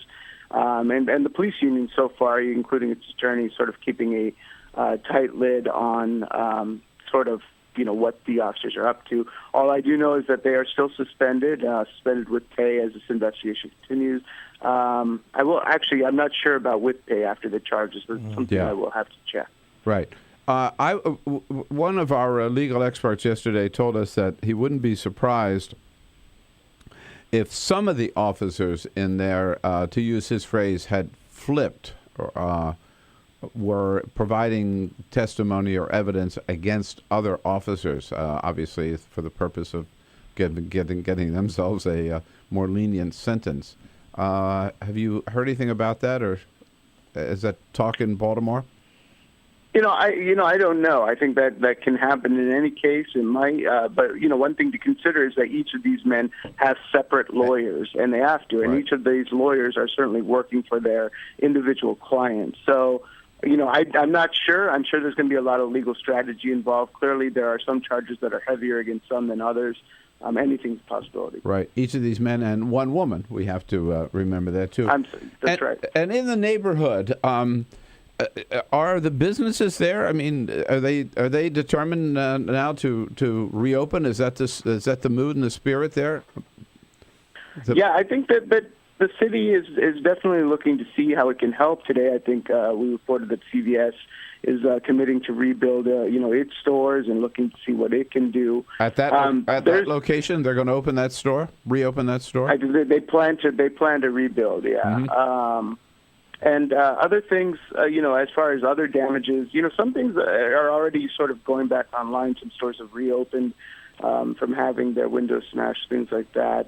It'll be a long process, but I think everybody in the community certainly wants to see the city rebuilt. There's so much. Baltimore seemed to be going in an upward swing economically before this happened. It's a very depressed community that. It would be very tragic, and already is, to see it go backwards. Do you have a feeling sometime you're living the wire every day? I definitely, wouldn't say that, but I will say that, the wire, David Simon clearly had been working, in this department for a long time. There are a lot of cases that are definitely drawn from reality, and it is strange when fiction's a little bit closer to the truth than you think. Well, let's put it this way: you don't exactly have a boring job at the Baltimore Sun. I would imagine you've got enough to keep yourself busy 24/7 as a crime reporter for the Baltimore Sun. I have more than enough I can handle. I'll put it that way. Yeah. we all at the Sun have more than enough that we can handle. We have good stories, we've got bad stories, but there is a lot of activity as far as things that go on with crime, police, prosecutors. There's great political drama that goes on here. And there are very impassioned residents, as you've seen, who really critically care about this community. Well, it's a great newspaper, a great town, and you've got the good beat there, too, yeah. Justin George. Thanks so much for joining us, Justin. Enjoy it. Thanks a lot. Have a good day. All right. At the BaltimoreSun.com crime reporter, Justin George. Yeah, his plate's always full, man. Overflowing. This is the Bill Press Show.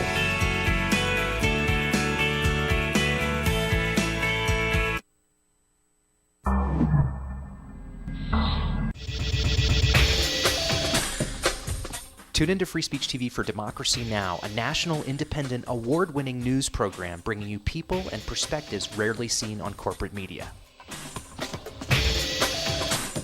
I'm the retired bishop with the Episcopal Church as the bishop for all chaplains in federal service. I read that there was a group of people that represented a sense of injustice that I had. We'd lost Zuccotti. I mean, there was a kind of a hope that maybe Trinity Church would be gracious and give refuge. We picked this day where we would gather and demonstrate that Trinity was closing its ears to what was happening. We marched around the block, and I realized that, my goodness, they're carrying a ladder. And I thought, well, this is the moment.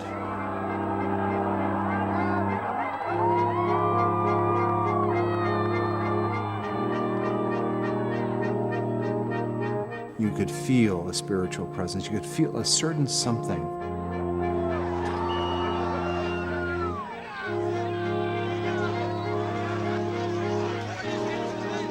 And then the cops came in. It got brutal. Yeah, I'm with you right here. Robin, I'm here. The church needed, in this moment in history, to stand alongside of these protesters.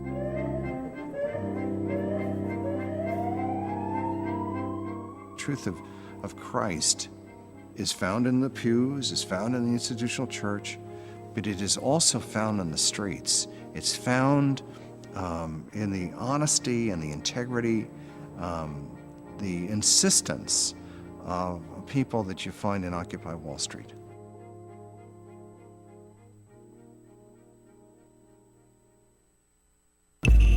Tune in to Gay USA with hosts Ann Northrup and Andy Hum for in-depth coverage of lesbian, gay, bisexual, and transgender news. Watch Gay USA every week, only on Free Speech TV.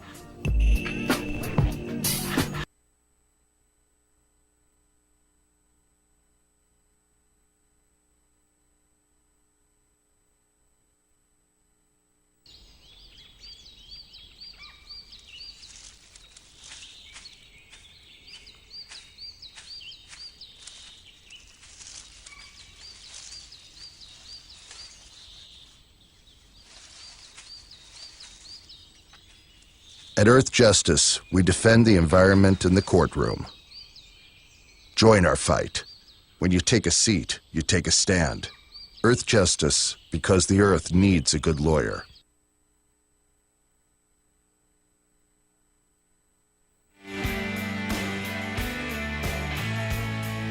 We go now at 13 minutes before the top of the hour. It's Tuesday, May 5.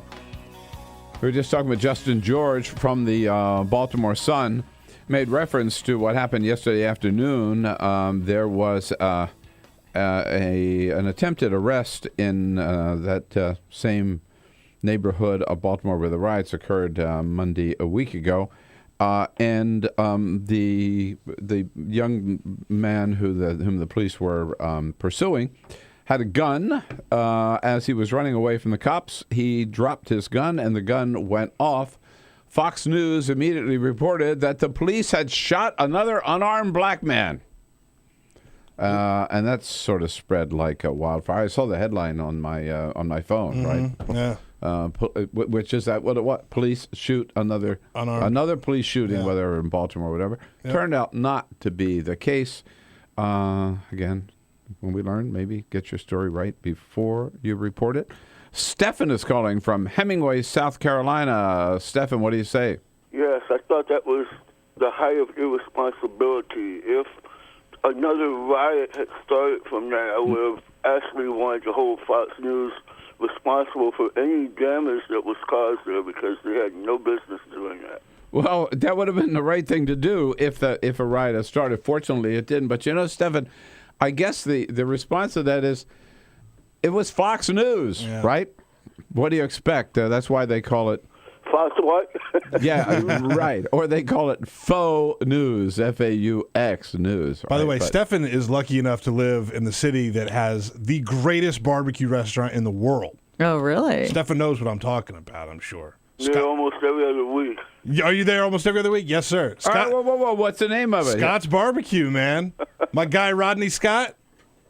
Yeah, almost every other week. Yo, it's the best, Stefan. He knows. Look at Bill. You've never had Scott's? No, I've been to 12 Bones in Asheville. Scott's is the best, man. All right. Okay.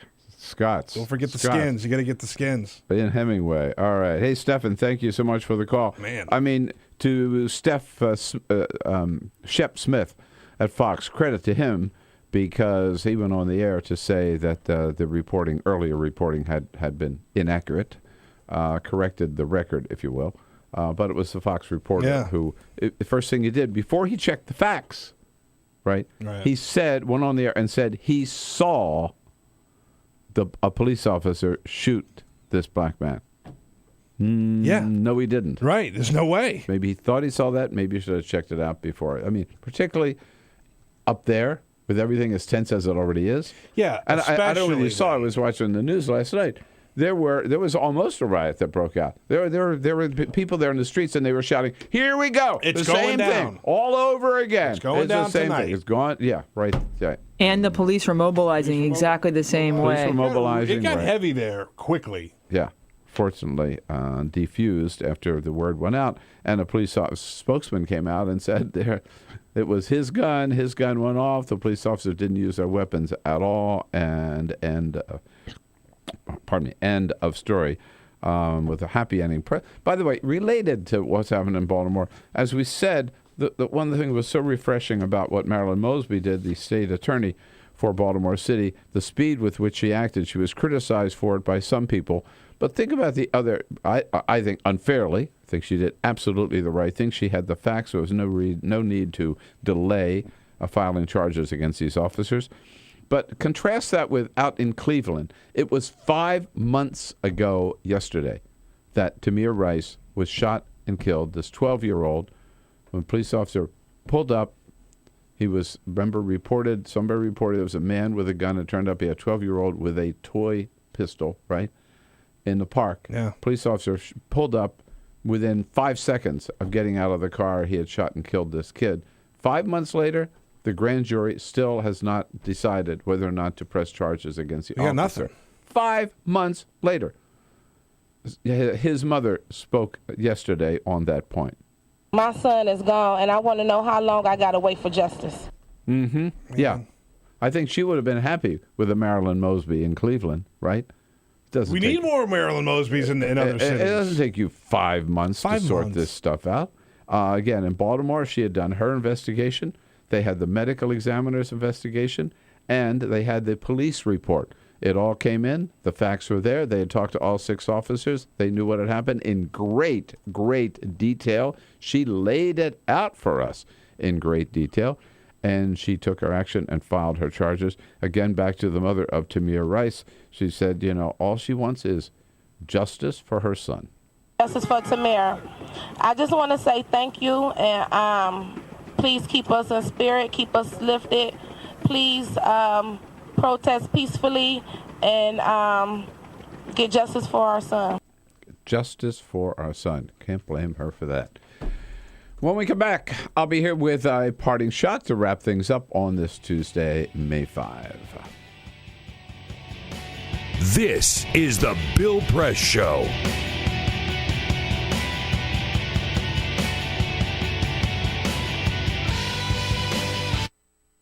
It is possible to read the history of this country as one long struggle to extend the liberties established in our Constitution to everyone in America. In other words, who, according to our laws and culture, gets to be considered a person? The law creates legal personhood, and movements create law and change culture. So, how have the courts passed laws to shape our culture? That history goes way back before Citizens United. 1819, Dartmouth College versus Woodward, Supreme Court case, turned a corporate charter from a government-granted charter to a contract. This ruling gave corporations standing within the Constitution. 1886, Santa Clara County versus Southern Pacific Railroad. Though the court did not rule on corporate personhood, the decision was subsequently cited as a precedent to hold that a private corporation is entitled to the same 14th Amendment rights of due process and equal protection as human beings. This makes it impossible for us to make laws that treat local businesses any differently than giant multinational corporations, even if their business practices are deemed to be harmful to workers, the environment and communities, or if they have a history of violating the law. Hale versus Henkel, 1906. The court granted corporations the Fourth Amendment search and seizure protection. Dodge versus Ford Motor Company, 1919. The Michigan Supreme Court says the business corporation is organized and carried on primarily for the profit of the stockholders.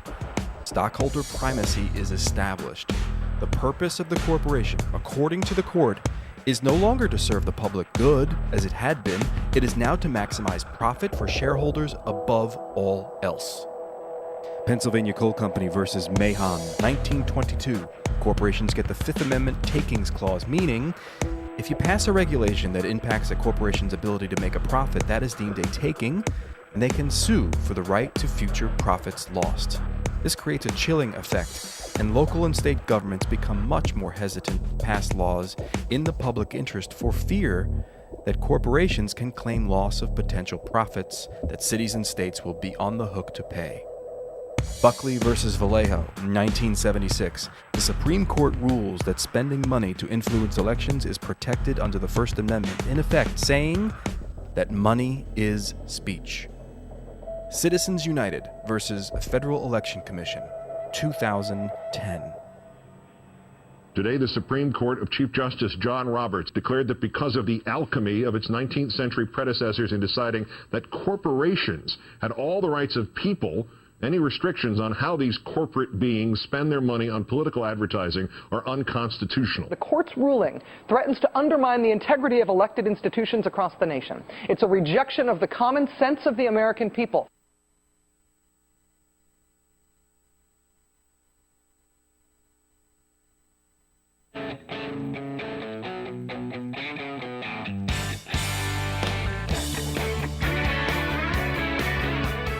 The Parting Shot with Bill Press.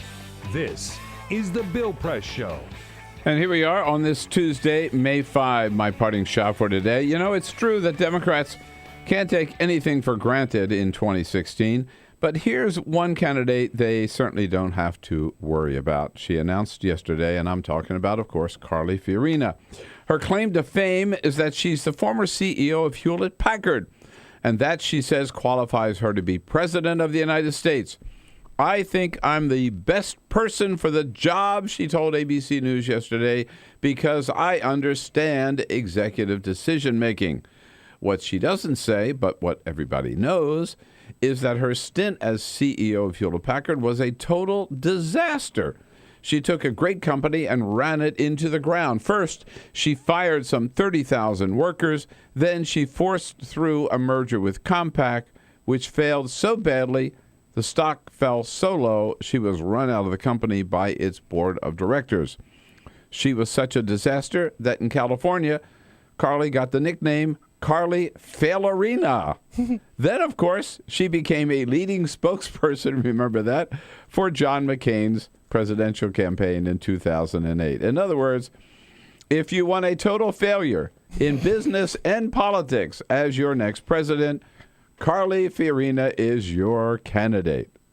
Well, my parting shot for today, folks. President Obama making a big announcement in the Rose Garden this morning, nominating Marine General Joseph F. Dunford Jr. to become the next chairman of the Joint Chiefs of Staff. He'll be making that announcement about noon in the Rose Garden. I'll be down there. And tomorrow we'll be back with Alex Bolton from The Hill, among other guests, and Jimmy Williams, the head of Blue Nation Review. Go out and have a great Tuesday. Come back and see us again tomorrow morning. This is the Bill Press Show.